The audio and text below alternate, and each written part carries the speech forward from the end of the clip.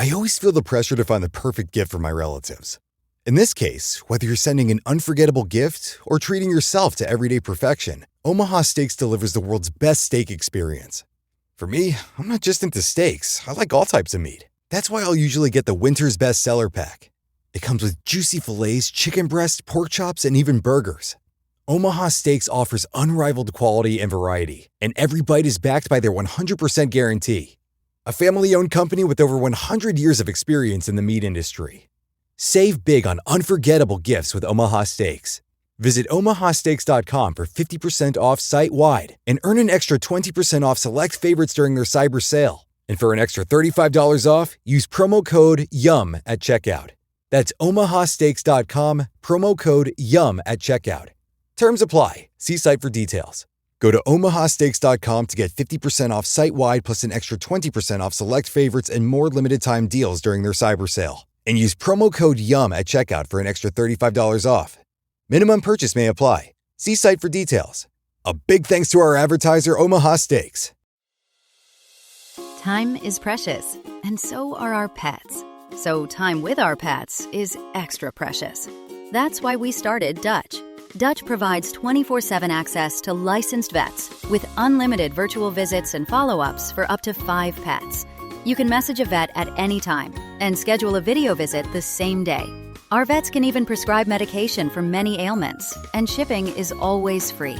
With Dutch, you'll get more time with your pets and year-round peace of mind when it comes to their vet care. Go to Dutch.com to get vet care that is always there for just $92 a year.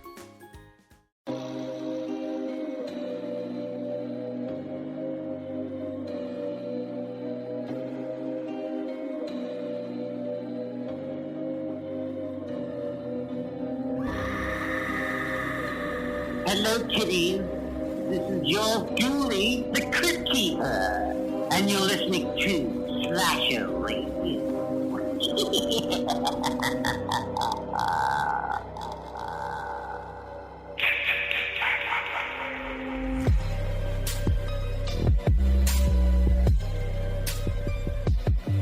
Welcome to Slasher Radio with the host Mikey Bones, Rob Humphrey, and no cast this week, Rob. Well, kinda. Well, sort of. Kinda, sorta. How are you, Robert? I'm all right. And we are no Canada this week. I'm still mad at you for that crap last week. Yeah, we are. That is kind of funny. Yeah. We are no Canada. Yeah. Check out the Patreon to know what that's about. Mm-hmm. And I mentioned the Patreon just for John. Yeah, John, as we get. Oh. I forgot about John. I'm glad you reminded me about John. All right. So we have Adam Green, an interview with Adam Green that we're going to be getting to you guys shortly. It's a long, the episode is the interview. Adam was very, very generous with his time. We had an awesome conversation that just kind of dragged on. And I think it was almost 2, it was over an hour and a half, right? It was, I don't know how much I don't know what kind of editing is going to be done to it or whatever, right. But we were on with him for about an hour and 50 minutes. God damn. Yeah, and I fully expected 10 minutes of his time. No. So, Yeah, we went into it because Adam does. Also, for anybody who doesn't know, somehow, if you're listening to this and you're a horror fan, you should know who the hell Adam Green is. Hatchet franchise writer for all of them. He wrote the third one. Did not direct the third one, though, so he directed all of them except the third. He wrote all of them. That's his baby. That's his franchise. You're going to hear a bunch of stuff. The hell that Hatchet went through to even be something that we know about and we're able to see. Frozen, which is a really good movie. I think that came out in 2010, right, Rob? That sounds about right. Yeah, I don't know the exact year, but we talk about that movie too. Very good movie. Very good. Yeah. We talk about a lot of different things. Horror in general.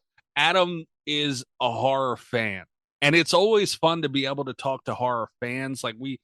So many people that we talk to will ask their favorite horror movie, and it's like, oh, well, I don't really watch that, man. I don't know.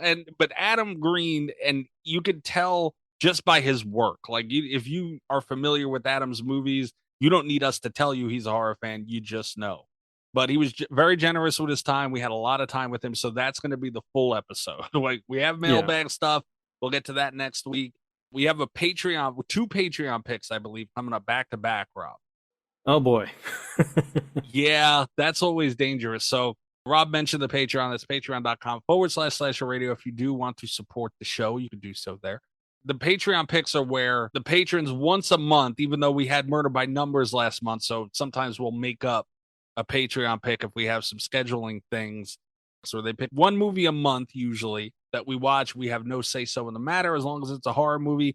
And the three of us have not covered it yet. We have to watch it. Mm-hmm. Now they have back to back. They missed out on a bit last time. Who knows what they're going to do this time? Yeah, you never know what's going to happen, especially when they get back to back. Yeah. Also, before we get into it, the interview is going to start with talking about Yorkiethon 9 that Adam is, this is kind of like his passion thing. Mm-hmm. It's part of his podcast, right? The Movie Crypt. Well, yeah, he does have the Movie Crypt too. Everybody needs to go check that out. Yeah. Every single week, Adam and Joe Lynch, they talk horror movies and pretty much everything and anything on the Movie Crypt podcast. So if you're listening to Slasher Radio, you should already be listening to the Movie Crypt. But he does have the Yorkiethon coming up July 25th to July 27th. It's in conjunction with SaveAYorkieRescue.org. It's a 3-day event. Mm-hmm. Damien Maffei, friend of the show, is confirmed that he is going to be on it. They get a lot of celebrities. They do reads of scripts, and Adam will tell you all about that. But we love horror and everything, and Adam uses a lot of different things to get the horror world into this Yorkiethon 9, but it's really about saving animals and saving dogs and getting them good homes. And it's very important to Adam, and it's very important to me. And hopefully there's a lot of pet lovers out there it's important to as well. Yeah, and apparently it used to be one 48-hour long stream, and Adam explains to us why it's now broken up across 3 days. He made the right move. That's a lot. That is a lot. But you can watch that at ariescope.com, ARIESCOPE.com. I hope everybody does. Everybody go check that out. Even if you're there supporting and you share it, that's more than enough. It's a great cause, and it's part of the horror world. You know, like that's the beauty of it too. Adam has made it part of the horror world, which is great. He ties it in. There's so much of the genre in it that it ties in, and it's beautiful. Yeah, and they do a table read of an unproduced script, and he doesn't say which one they're doing, but he does drop sort of a hint a little bit in the interview. Big movie. Yeah. So, I'm looking forward to checking this out. I think I've watched it once in the past, but I'm looking forward to checking it out this year. I think it's going to be a lot of fun. Yeah, we'll be there, so we hope everybody else is there too. I don't know if they'll have like a live chat or something, but that would be cool. Know. Yeah, I don't know. If they have a live chat in there, you'll be able to see us in there and come hang out with us during Yorkiethon 9. But also just support. That's everything. The real reason you want to be there, to hang out with us, not Adam Green and Joe Lynch or any of their celebrity guests. It's to see me and Mikey in the chat. Absolutely not. But it's not like if you know someone's going to be in there and you can it's kind of like going to a party, man. Like, you know that your friends are going to be there or a couple people it's easier for you to go. Right. No, I know what you mean. I know. It was just funny the way he kind of said it. I was like, it's very true. So we're going to kick you over to that. Without further ado, the great Adam Green. I hope everybody enjoys. Hell of a deal.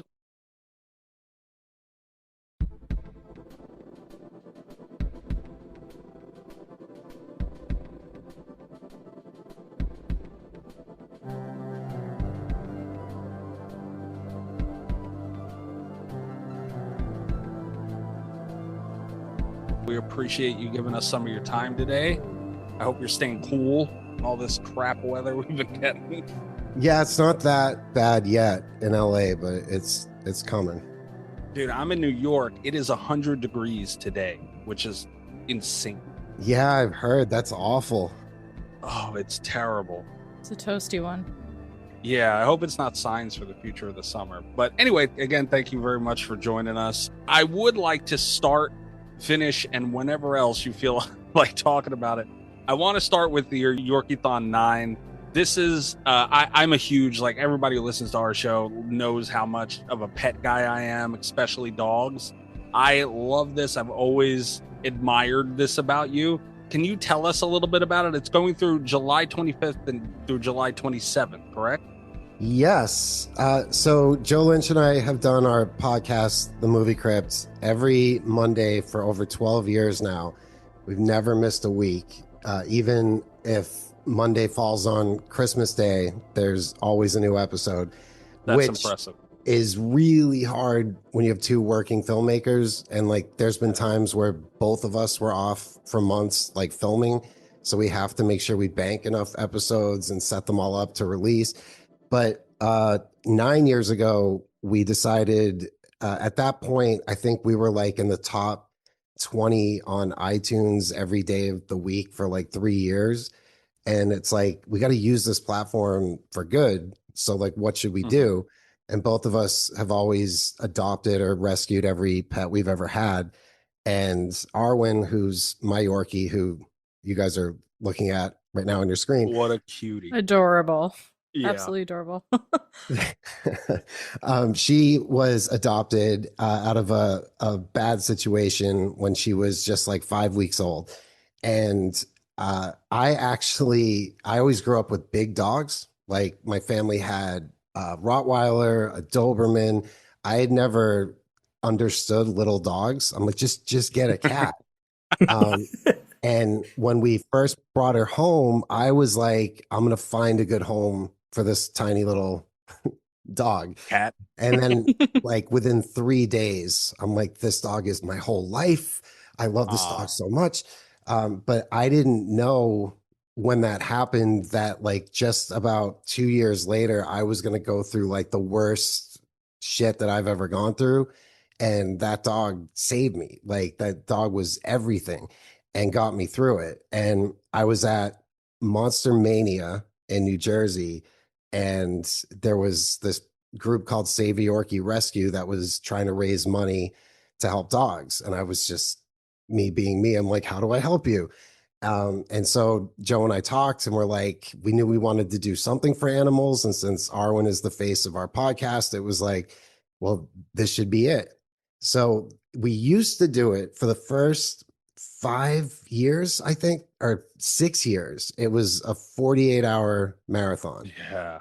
So we would stay on the air live for 48 hours, guests coming every 30 minutes or every hour, around the clock through the night. And at this point, this is going to be year 9. We've raised just about $300,000 and saved a ton of dogs. So it's really fun though, because it's like live film commentaries and comedy, and usually there's live music and obviously lots of great conversations with people. And every year, the centerpiece event is always a live script reading of something that the average person never got to see. So like, I think it was last year we did one of the other versions of Freddy versus Jason that was written. I think it was, I might be wrong here. I think it was David Scow's version of it. We once did the first draft of Goonies, which was so different. So it was, I think it would have been R-rated, because they were like drinking, and there's a scene in there where, you know, the scene in the Goonies when they're in the well, and the whole thing with Troy's bucket and Sean Astin So originally in the script, there were leeches all over them, and Data, who was Data starts shocking the water to get rid of the leeches, and the two girls start having orgasms from it. And like, you can totally see why it got changed. What? But Jeez, that's crazy. The next year we read Chris Columbus's first draft of Gremlins, which was much scarier. And at the end, Gizmo turns into a butterfly. So also Back to the Future, which we had to edit because there were so many racist words in it, like, oh my God, like the worst ones you can say. Oh, jeez. So anyway, at this point, because I'm not like, we know what we're doing this year, our poster is going to be based around it. And even though we've gotten the go ahead, until the script is in our hands, we never want to say what it is. So any day now, it's going to arrive and we can say it. But it's a very popular horror franchise. It's a script that was written for an entry that never got made. And I think it's going to really blow people away. But that's always usually on like the Saturday night of Yorkiethon. Sorry, I should go back. We did it the first 6 years. It was 48 hours live. And then we got old. Like I wish there was a better excuse, but because the problem is it's not the 48 hours live, it's the weeks leading up to it of no sleep, getting it all produced and together. Yeah. And like there's an auction and all the items that our friends give us to auction off, they, no matter when we ask them to deliver the items by, they don't do it till like that week. So this year has been great. Like there's already, I think, 80 items listed and there's probably another like 40 or 50 coming. And we get really good stuff. Like one year Slash gave us his top hat and that went for like $8,000, I think. But like screen used wardrobe and all kinds of awesome stuff. So after year 6, I went home, I started my shower and then woke up on the floor. I'd fallen through my nightstand. Oh my And God. I wasn't that hurt at all. But if that had happened 2 minutes later, and I was living alone at the time, like, and I was in the shower. So I texted Joe. I'm like, holy shit, I just fainted. And I didn't get a response from him. And I'm like, oh, he must just be asleep already. But he had also fainted walking into his house. He fainted in the parking lot and cracked his head and had to go to the emergency room where they had to keep him awake for a further, I think, 8 hours. So we were like, all right, no more 48 hours. So now it's more like 48 hours of awesomeness condensed into 24 hours. So we do like a few hours on Friday night, 10 hours on Saturday, 10 on Sunday. So yeah, July 25th through 27th, it's free to watch on ariescope.com. Sometimes we also simulcast to YouTube, but the problem with YouTube is then like a musician comes on and starts playing a song and YouTube suddenly kills the stream, or if somebody wants to show a clip from a movie they're working on or something. So we might be on YouTube, but ariescope.com, it's free to watch. And then hopefully as people are watching, they'll hit the donate button and give a few dollars to save a Yorkie rescue or buy something in Arwen's silent auction, which is, there's also always a link right under the stream for that too. Yes. And everybody who's listening to this right now, everywhere that this is posted, the links will be there. I will definitely be there. I know all the horror nerds are like, I want to hear about the blood and guts. If I get a chance to talk about a dog, I'm going to do it. Like you guys, I honestly, this is kind of cool for us in multiple ways because, as you know, in podcasting with the Movie Crypt, sometimes you talk to people that like, you know, you don't necessarily, you wouldn't choose, you know, to talk to, and it's a project coming up or whatever the case may be. We've been huge fans of your work for a long time. So it's exciting to us to talk to people where it's like, holy shit. Yes. Like I would love, but you know, like this event that you guys are doing is incredible. And yeah, saveayorkierescue.org, like all that stuff will be in there. And I'll even communicate with Kelly to make sure we get all the links if you guys do go on YouTube. So no one will have an excuse to not find it, which is an awesome thing. Thank you. Thank you. Thank you for doing it. It's awesome. My dog also is a rescue, and I put like horror movies. I'll watch people die all day. You know, I think you're just not human if you don't have a soft spot for pets. Same. Like there's just got to be something wrong with you. And look, my mother was the same way, but like stray animals, wounded wild animals, they literally just come to the door of this office. It's like they know I'm going to take care of. There was a point last summer, I had 14 rabbits I was taking care of outside. Oh my God. Oh, wow. A squirrel that would, he didn't live in the office, but he spent most of his time in the office. There was a baby possum that I had found and taken care of, and then he would come by every night. But there's always something. Currently, there's 2 stray cats that showed up here, and they're both sleeping in the office couch right now. So there's, I don't know. I just think loving animals is a great way to stay sane in the world we're living in, because they don't do anything wrong and they don't take sides and they don't care, and it's great. So 100%. Who would have thought the guy who made Hatchet lives in a Disney movie in real life? Dude, you don't know how funny it was when I first started doing conventions after the first Hatchet came out. How many fans were disappointed when they would meet me because they expected like a Rob Zombie kind of looking guy. And I'm sitting there with my little dog and my Yankee candles, and they're like, "You're him?" And like, I'm like, "Yeah, sorry, man." Long table, just chatting with birds and Yeah, they call me Snow White. Yeah. But I think though, most people in the horror genre, I'm sure you guys have talked to many, they're like the nicest people you would meet. In the Yeah. comedy world, which was where I started originally, fucking miserable people, miserable. But then you get into horror and everyone's like a family person and they're so nice. And usually most of them have their causes that they like, it's just such a great culture to be part of. Yeah, you always get that stigma of like the miserable stand-up comedian who's just like smoked 2 packs of cigarettes in the green room. It's so real. It's so real. Funny people, but something's wrong. Like, Well, that kind of leads me to one of the questions that I have for you is you did come from a comedy background, and obviously with all your iconic films, you transitioned into horror. There's something to be said, and it's like a old, I don't know, old wives' tale or whatever you call them, that the horror and the darkness that comes from comedy and they lend to each other so much. Where did you decide? Where along the road did you decide to shift into horror?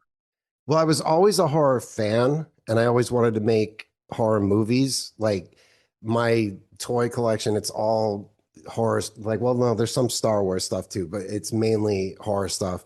And that was just always what I was into. And I think it goes all the way back to just being a kid and loving Halloween so much. And then once I discovered horror movies, I realized I could kind of live Halloween year round. But then comedy just sort of, I think probably because when I started making shorts and like the very first feature I made, comedy was something you could do with no money. Like if it was funny, it was funny. It didn't matter Yeah. necessarily about budget, but I always knew I wanted to make horror movies and specifically Hatchet, which had been called Victor Crowley my whole life. Even the first draft of it was called Victor Crowley, and then the name got changed to Hatchet somewhere along the way. But I started doing stand up when I first got to LA. I was 25 and I had sold some TV shows that were comedies, but nothing was actually getting made. And then when I wrote Hatchet, and to me, it is a comedy. Yeah, it's really violent, but it's just sort of everything that I like. And you also got to remember, like, it was written in 2004 or 2003 was the first draft when that went around. And at the time, the genre was mainly remakes, American remakes of J horror movies, and then like torture porn was really big. And look, like I love all of it, and I'm happy all of it exists. But there was like slashers were just sort of dead, and it was like, fuck, like why is no one doing this anymore? And I really miss the kind of unstoppable killer, something more supernatural and more like a monster. But I wanted to do it my way. And it was when the movie first came out, like wide, where like the public could all see it, not just festivals. There was always people being like, "Oh, it's Friday the 13th." I guess because Kane Hodder's in it and there's trees, but like the two movies that directly inspired it were American Werewolf in London and Fright Night. Because with those movies, they took, American Werewolf took the werewolf, but put it in a movie with really fun, funny characters. Like the first 30 minutes of American Werewolf, I think are hilarious. And then Fright Night was like a kind of comedic tale on a vampire story where it just wasn't the usual thing. And so I'm like, how would I do a slasher movie in my voice where it's funny characters that are going through this situation? Like you got to try to keep the comedy out of the more horrific moments, because once your killer becomes a joke, then sadly I felt like that's what happened with Nightmare on Elm Street. Eventually, it was all about the one-liners. I Yeah. still would fucking die for those movies. They're fucking great. But anyway, so when the script went around, even my own agent was like, you got to pick a lane, like take the comedy out or take the graphic violence out. But this is just like, this is who's going to watch this. And I'm like, I think you're wrong. I think you're wrong. And then, the rest sort of went from there. But yeah, I always wanted to be making horror movies. I feel like I get to do all of it and the type of stuff that I usually do. Like something like Frozen or Spiral, like there's no jokes. in those. They're not really fun, but I don't know. I think if you just do one thing over and over again for your entire career, eventually it's got to get boring. Yeah. Right. Yeah, we just rewatched all the Hatchet movies, a couple of weeks ago. Mhm. And that is one thing that I had kind of forgotten about it. Hatchet, especially the first one, is very funny. Yeah, the first one, the second, well, it's weird because like the first three movies are intended to be one film. So they're even broken up into like a first act, second act, and third act. So the third one's more like the explosive action finale because that was supposed to be it, was those three. They start and stop right where the other one ended. And then the fourth one, which I never knew I was going to do until George Romero convinced me I should do it. And that one takes place 10 years after the events of the first three, mainly because I was always wondering, you know, when we see these movies and somebody survives, I've always wondered, does anyone believe them Right. afterwards? Like, and so I don't remember the exact body count, but I think it's like 50 something people maybe that die in the first three Hatchet movies. And Perry Shen's character, Andrew Young, is the only one that they find and rescue. And I'm like, there's no way he didn't get blamed for this. Like, he's a paramedic. And that was sort of what got me into bringing him back. And also when I could change the rules a little bit and bring Victor Crowley back in a different way. So that way I could eventually get him out of the swamp. So that was sort of it. But then it was also the attraction of no one knew we were making it and it was a total secret. And then to surprise everybody with it, which how that worked, I still to this, I have no idea how we pulled that off. I don't either. It's funny though, because the plan was, well, the 10th anniversary of Hatchet is coming up. It was 2017 because the first one hit theaters September 2007, which is also weird because IMDb always lists the year that something first played, like in a festival, but the movie didn't come out until September 2007. And it was so censored because the MPAA cut it to shreds, which is also sad because those are the versions that are streaming in most cases. Like it doesn't, like how many people see Victor Crowley and don't see the dick or the tits or like they just, because they're watching it wherever it's free. But it was like, all right, what if we surprise that audience with a new movie that they didn't know was coming, and how we pulled that off. But that night, Entertainment Weekly knew that there was a new Hatchet movie and a whole tour about to start, but they were told to hold the announcement till 8:30, I believe, or 7:30. And the publicist was like, all right, when you go introduce the movie, right after you finish introducing it, they're going to post all about this. And I get up in front of the audience and I never really have something planned. I'm like, I know how to do this at this point, but I just kept going and going. And I'm, it's probably on YouTube somewhere, but I just started getting so honest about what the last couple of years had been like and wanting to like end everything. And I did not see it going there. But then out of the corner of my eye, I see the publicist going, hurry the fuck up. Like, just like, go, go, go. Because they were about to announce it. And like, what if the audience, because everyone has their phones out, like, what if they all started getting notifications before I could even say it? Oh, jeez. And so I said it, the movie started, and then the release went out. But like, to that crowd, especially, because there were people who waited hours outside for a retro screening, and the entire cast of not just the original, but Hatchet 2 and 3, all of them came, and they all knew that's awesome that we weren't really watching Hatchet 1, especially the fact that the entire original cast showed up and did the carpet as if it was their event, knowing it wasn't, was just it was just, I don't know, it was an amazing thing to pull off. And that tour was one of the best times I've ever had. I think it was like 50 nights that I did. But the final night of the tour, it just worked out where it was Halloween night in New Orleans. And so after there were 2 shows, I think, and then after the second one, Kane and I took 50 fans on a haunted swamp tour, like out in the swamp. And we didn't know that there were no lights on the boat until we got there. But because they don't do nighttime haunted swamp tours. And there's just, I think there was like 12 maybe fans that had just happened to bring jack-o'-lanterns. And so the whole thing was lit by jack-o'-lantern, and Kane and I are just telling stories about making the movie. And it was like, part of me is like, we need to do this again, but I don't know if it'll ever be that magical. Yeah. That's awesome. That's really cool. You mentioned the first three are all sort of the same story, and they are. And then the fourth one was sort of something different. Is that why it's not called Hatchet 4? It's called Victor Crowley? That's a really good question, because in every other country, it's called Hatchet 4. And I think I've seen American releases that say Victor Crowley and then Hatchet 4 under it.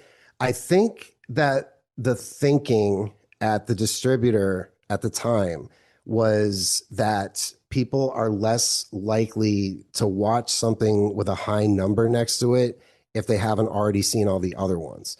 And so they thought like calling it Victor Crowley would be better. Now, in hindsight, I wish I had never done that, only because now I could easily just make movies. I could easily make more Hatchet movies different places by changing the title. Like Friday the 13th had to do that at a certain point. But the same place has Hatchet 2, 3, and now Victor Crowley. So that's a whole other story. But in the moment, I was kind of like for it, only because I'm like, well, we're starting a different storyline now. Because the first three were one movie. And so let's start something else. And at the time when I did 4, I wasn't even like, oh, we definitely have to keep going after this. I just always like to leave the door open and know what I think I would do next. Because even in Hatchet 1, we show some of the weapons he's going to use in 2, which, like, how I didn't wind up completely heartbroken, because I had told Kane, I had told Tony Todd, I'm like, because when Tony Todd did the first one, he has a very small part, but I was like, but you're like the lead of the second one. And he's just laughing like, oh, the second one, really? You're that confident. And I don't know where you just, at a certain point, you kind of have to will things to happen and just believe and try to be positive. And it did not look like there was going to be more Hatchets, because when we first premiered at Tribeca, the print was all fucked up. Like, it looked like the colors were all pastel. The framing was wrong. It still did well. The reviews were great. The audience response was good, but it didn't look anything like it was supposed to. And that was all because one of the producers is like, I got a friend with a DI place and they're going to, like, they scratched our negatives. It was a whole thing, but nobody wanted it. Like, there were no offers. And then it was 18 months of going all over the world with that thing.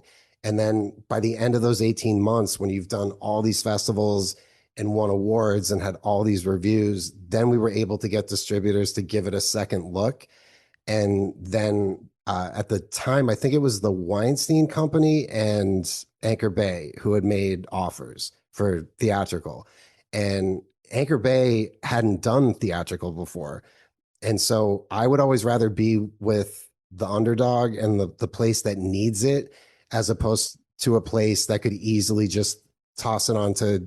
Back then it was different too. If your movie didn't play in theaters, it's like there was something wrong with it.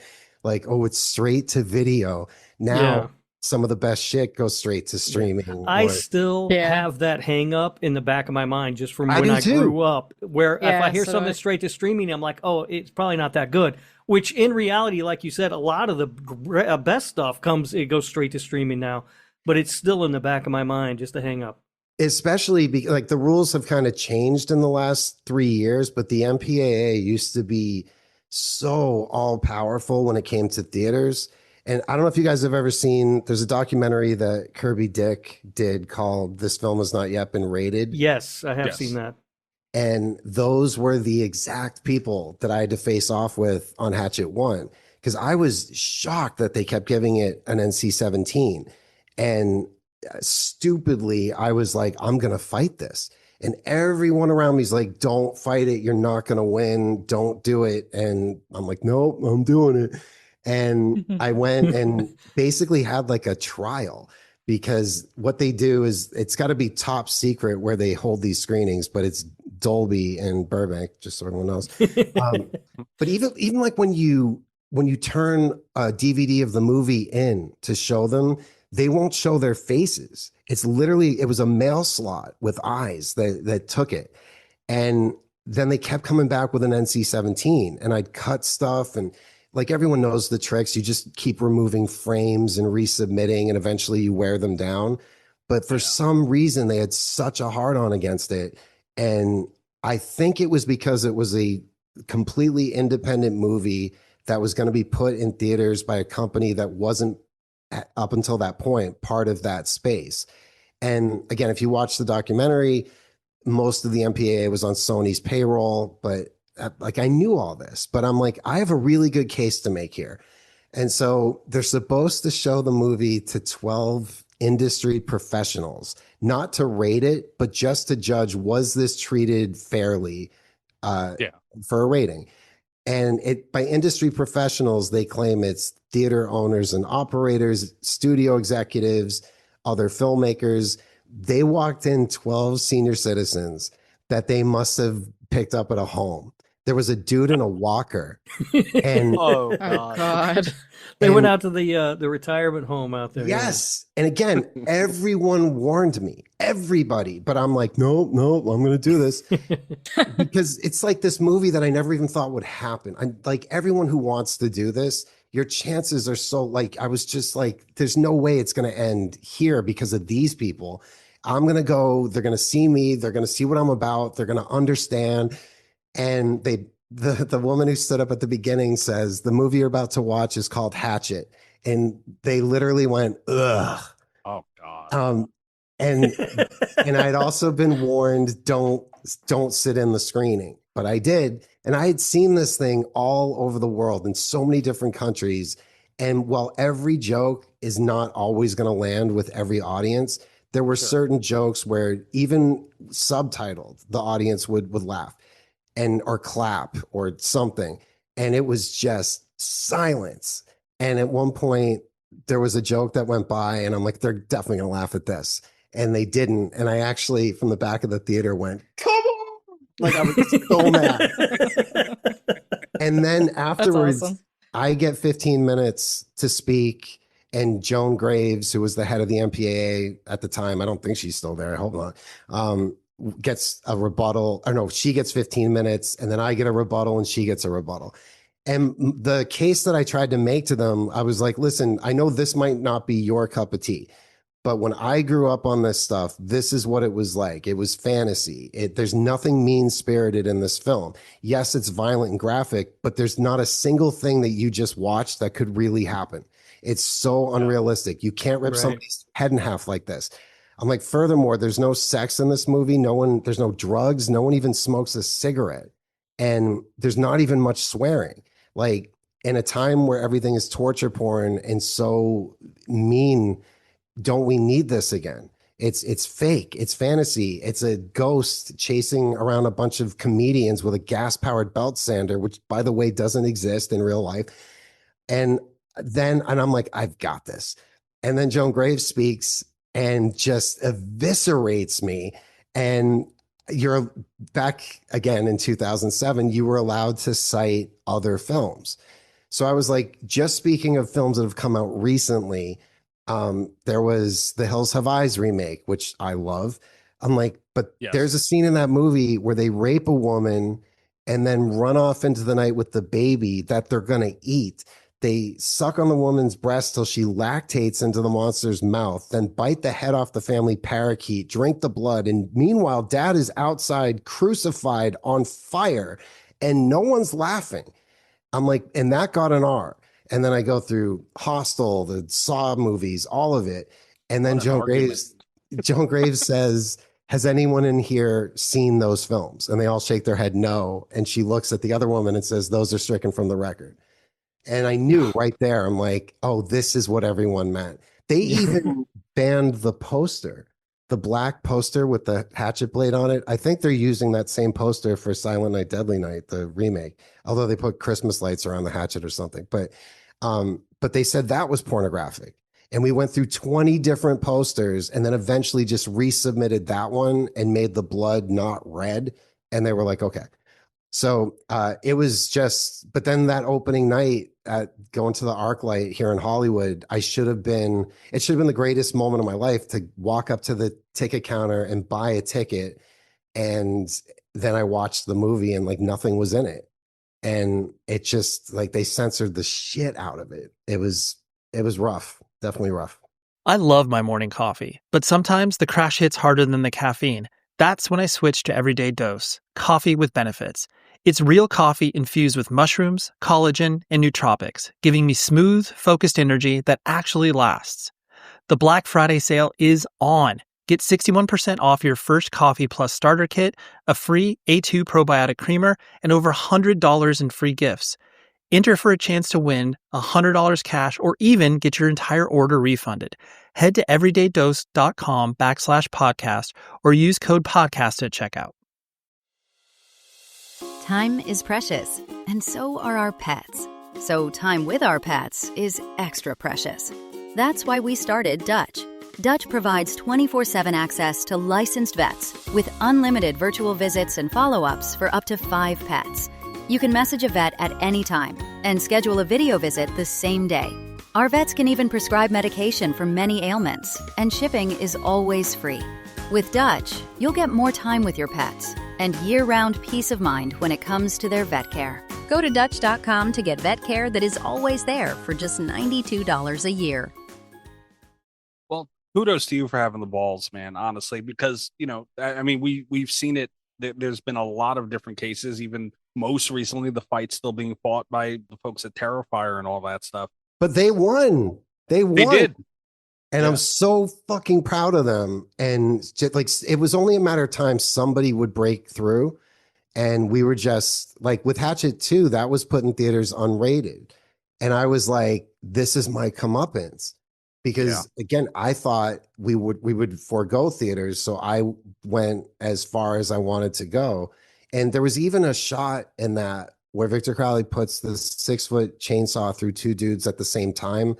And we added balls coming down over the blade just to give the MPAA something to say we had to take out. Like, I actually didn't. That's awesome. I didn't want that in there.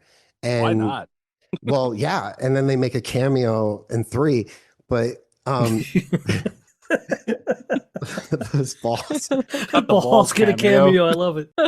But then, like, all of a sudden, Dark Sky was like, we have great news. AMC is starting a new program called AMC Independent. And there's somebody there high up the chain who's a big Hatchet fan. And they agreed to put the movie out unrated in major multiplexes. I think it was going to be on like 80 screens, but like, shopping malls and like big movie theaters, not smaller indie ones. Right. I remember that. I remember thinking that was a big deal at the time. Like, this movie's going unrated to theaters. That's amazing. Yeah. And the trailer, the poster, like, that was their marketing angle, was like gore like you haven't seen. Now, like, I think the last movie to do that was Dawn of the Dead 25 years earlier. And I was just like, I can't believe this is happening. Of course it didn't, but every interview that the cast and I would do, because, like, I mean, Kane and Danielle and Tony especially, they did so much press, and that was the angle, was this is unrated. And we were even going as far as being like, look, even if Hatchet's not like your favorite thing, if you just buy a matinee ticket to go to this, it's going to change everything. Then no one's going to have to keep censoring their movies. Like, if this can break through. And then about 3 days before opening night, I got a call from the publicist from Dark Sky, and who I adore. And she's like, okay, no more talking about the rating. Don't say anything about it. Any press that you guys do, just, we'll jump on the call and say, next question, don't ask about that. But meanwhile, the trailer that was already in theaters being like unrated, like buckets of blood. And I'm like, what happened?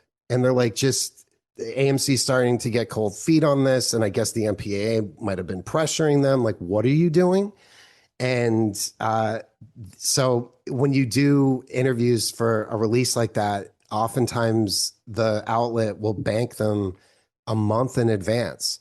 So we had already done a bunch that weren't going to be released yet. And Entertainment Weekly puts out a interview with me.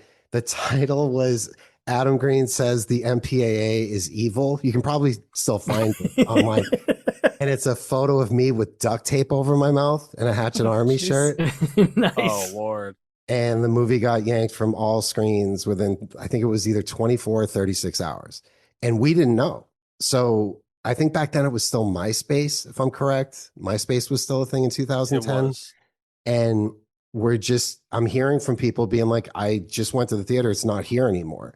I'm like, what do you mean it's not there? And it was gone, just disappeared. And the MPAA never said anything, and AMC wouldn't give an actual reason. There was a guy who worked there who tried to say, oh, it just wasn't performing. Really? Like, I was at the first show, the midnight show here in LA. Kane was at one, I think maybe in Florida or something, or Danielle was at one, and Tony was at one, and R.A. Mihailoff was at one. They were all sold out. So right there, the movie had already made money, even if nobody went the rest of the weekend. And it was doing fine. And meanwhile, another horror movie opened that same weekend called Chain Letter. I don't know if people remember it. Oh, I do. But it made $32 per screen. And that stayed in theaters for 2 weeks. But we got yanked. And anyway, it was devastating. And I couldn't say shit because my lawyers were like, you're going to make other films. You can't keep fighting with the MPAA, or studios won't hire you anymore. Like, just everyone knows what happened here. Let people online make the case. Just stay quiet. And that fucking sucked. Like, that was horrible, horrible. But now Terrifier 2 comes out, and tail end of the pandemic, there's not a lot of stuff in theaters. They were so smart about it. Just show it twice a night. Every show would be sold out. And it just kept going and going. And I don't know if you know those guys at all, but they're such nice people, and they worked so hard to get here. And now to see it blow up and become this huge thing is just fucking great. Yeah, we've had a couple of people from the Terrifier crew, David Howard Thornton. We actually just recently, I think, I forget how long ago, had him on again. They love the genre, and they're fighting for other films. And I've said several times that movies franchises like Hatchet, and there are a couple others, laid that groundwork. This has been a rock that's been chiseled at for quite some time, and Terrifier broke through. But yeah, man, like, you guys had a place in that battle for sure, and kudos to you for having the balls to do that. Well, I think, like anything, it's timing. Like, it's like, it's not, it can't all be luck or timing, obviously. And I don't like when people try to say that about Terrifier, because, like, first Art the Clown was in All Hallows Eve, and which I don't know if people really saw. And then Terrifier 1 came out. I only knew about it because I was friends with somebody who worked at that distributor who wanted me to see the scene with the girl upside down with the long ways is what we call it. Yeah.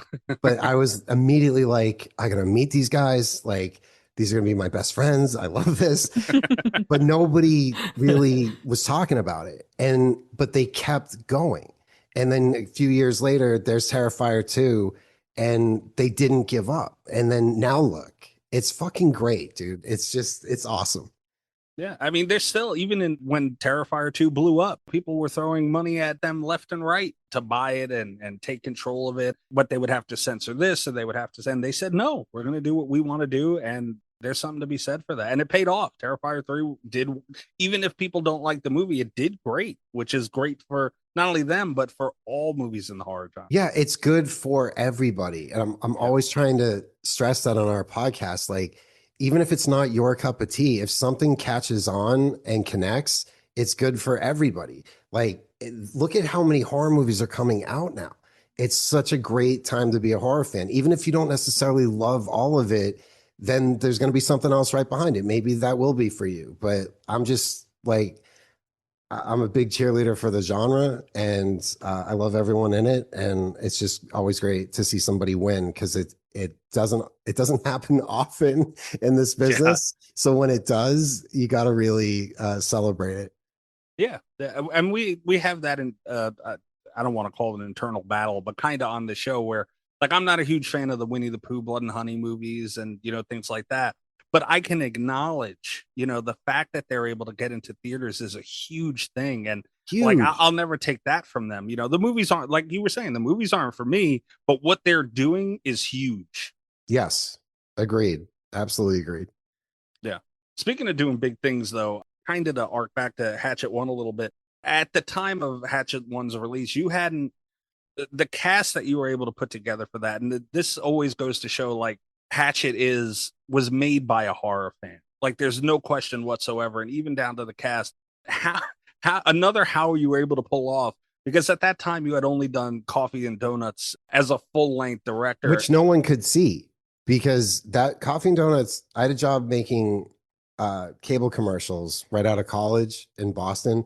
Like when you're watching like ESPN or MTV late at night and there's that local commercial that comes on that's fucking terrible, and there's always like an entire family standing in front of a business waving at the end. Like, that's what I was doing. Those are some of my favorite things on earth. They're so great. I could show you some of the fucking most hilariously bad. And the thing is, though, that's how those businesses want them. Like, you go in to every client trying to be like, we're going to make you, what commercials do you remember? And like, we want to give you a national ad. And they're like, oh, that would be great. But you got to show my fucking storefront and my kids and my daughter's hamster's got to be in. And then they would literally say to us, like, I've been making pizzas for 40 years. I'm going to tell you how to make a commercial. Like, okay, all right. Yeah.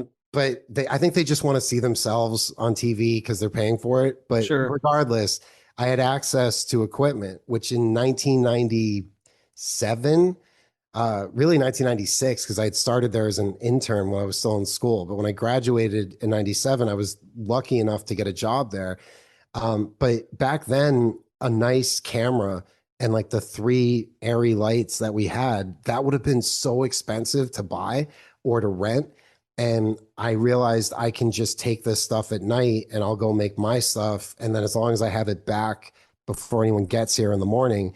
And my boss, like, he knew, he's not stupid, but he was so cool because he would just sort of look the other way until it became a problem, because I was literally taking the stuff every single night to shoot Coffee and Donuts. And we didn't know Will Barrett, who's been my DP for 30 years now.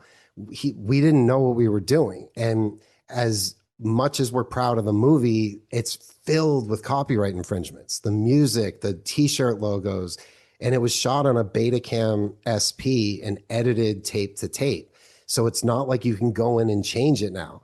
And it worked because it was the calling card that got my career started. And we played 1 film festival and 1 Best Picture.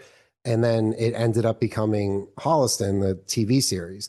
But no one has really seen it. We showed it on a Yorkiethon once at like 4 a.m. We just randomly played the whole movie. And there was a screening of Frozen at the New Beverly here in LA where I surprised everyone by showing it. But we got to be really careful with it because we could get sued. I mean, I'm literally like singing an Aerosmith song in it. We could never afford that. Never. But sorry, I totally cut you off when you mentioned Coffee and Donuts. You're good.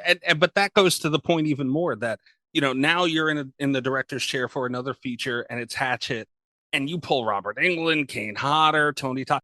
How were you able to get that cast together, and how important to you was it to have that, to showcase that in this kind of like a love letter to slasher films in the 2000s? That wasn't, I never even thought that would be possible when we first started casting it.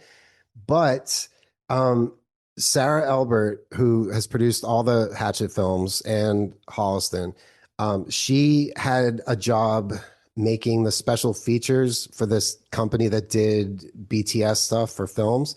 And she had just done, do you remember there was like a Friday the 13th box set in like 2004 or 5? And it was just the first 8 movies, but it was all like different artwork. And the DVDs were like 2 to a case. And like, it really wasn't very good. And yeah, that I owned that one. Yeah, I mean, how many times did Anchor Bay put out Evil Dead, and I bought every fucking edition? Honestly, like a trailer with 2 extra seconds. I gotta have it. Like, and Sarah had produced the special features for that. And so when the script for Hatchet had gone around, or sorry, it was still called Victor Crowley then, and everyone had passed, it was getting me a lot of work. Like Lionsgate had hired me at the time to write Cabin Fever 2, which mine is not the version that Ty West ended up doing. That's a whole other thing, and a bullet dodged. But anyway, I was getting work writing stuff, but everyone was like, we like your writing, but no one's gonna make this because slashers are dead and it's too funny. Like, you got to get rid of the humor.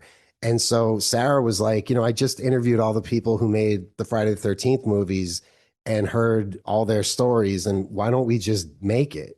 And I'm like, how are we going to do that? We would need money. We don't know anybody with money. It's never going to work. But we made a mock trailer, and all it was a little girl telling the story of Victor Crowley in 90 seconds.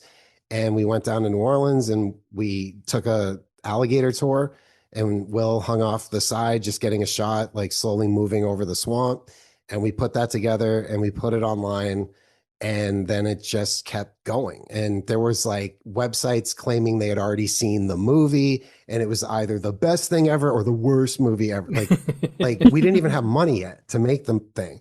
And but we had something to show, and Will and I had already made a movie, and I was being hired by studios to write stuff.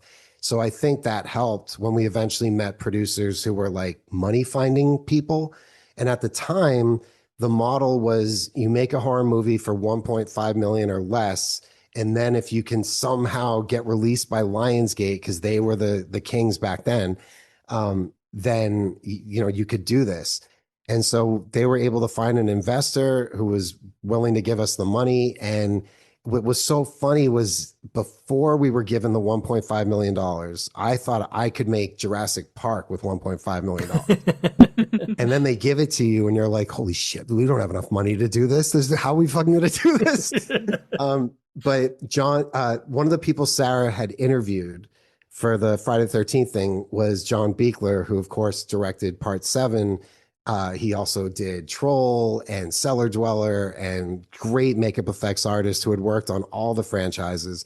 And she's like, I could call him, just ask if he would talk to you. This was before we knew we were making the movie. And John was so kind. And I went to his shop and I walk in and there's Freddy with the chest of souls and the Part 7 Jason, which I still think is the best looking one. And there's a Michael Myers. And I'm just like, I can't believe I'm here. And he's like, well, the script is really good. He's like, it's funny though. It's very funny. I'm like, yeah, I know, but I kind of like that. He's like, no, I did too. He's like, it's a new way of doing this. And he was like, who was going to play Victor Crowley? I'm like, I don't know. We would audition people. He's like, what about Kane Hodder? And I was just like, shut the fuck up. Like, why would he do it? But it's like, timing, because John was like, well, I'm leaving here in 10 minutes to go out to the set of Devil's Rejects because something he had to do out there. I don't know if John actually worked on that movie, but Kane was stunt coordinating. And so he's like, I could show it to him. And I'm like, sure. And I figured that would be the end of it. But just the way fate worked, Kane had just unceremoniously been replaced as Jason for Freddy versus Jason. He had just turned 50 at the time. His mother had just passed away. Like, he was sort of at his own crossroads thinking like, well, maybe that was my ride. And then I show up with this new character, and this was something he could play from the ground up and not be the sixth guy to play the part. And he said yes. And I think between John saying he would do effects and Kane saying he would play Victor if we actually did it, I think that helped. And then with Tony Todd, John made some really bad movies later in his life. And I would say this if he was still here and sitting right next to me, he knows. But he just liked to make stuff. And he did this movie called, oh my God, if you can ever find this, it's one of the worst things you've ever seen. It's called Eden Formula. It was called Total Rex in other countries, but in America, it was released as Eden Formula. And he basically, because he had the Carnosaur from the Roger Corman movie, he's like, we'll just use this and it'll run through the city and eat people. And then he's like, you're an actor, you should be in this. And I'm two different characters in that movie. I have a whole scene as a director, and this was how John was making movies towards the end. And then I was supposed to just be a dead security guard lying by this other character's feet who happened to be Tony Todd. And Tony's just the nicest guy. He's like, oh, so what do you do? And I'm like, oh, I'm actually about to make this slasher movie, and Kane Hodder is going to be in it, and you should be in it. And then he read it, and he wanted a bigger part. But I was like, you got to trust me on this, man. Reverend Zombie's the lead of the second one. This is all a big, thing. And he said yes. And then Robert Englund, at that point, I think we just got ballsy, where we thought, because we had the other ones, fuck it, let's try.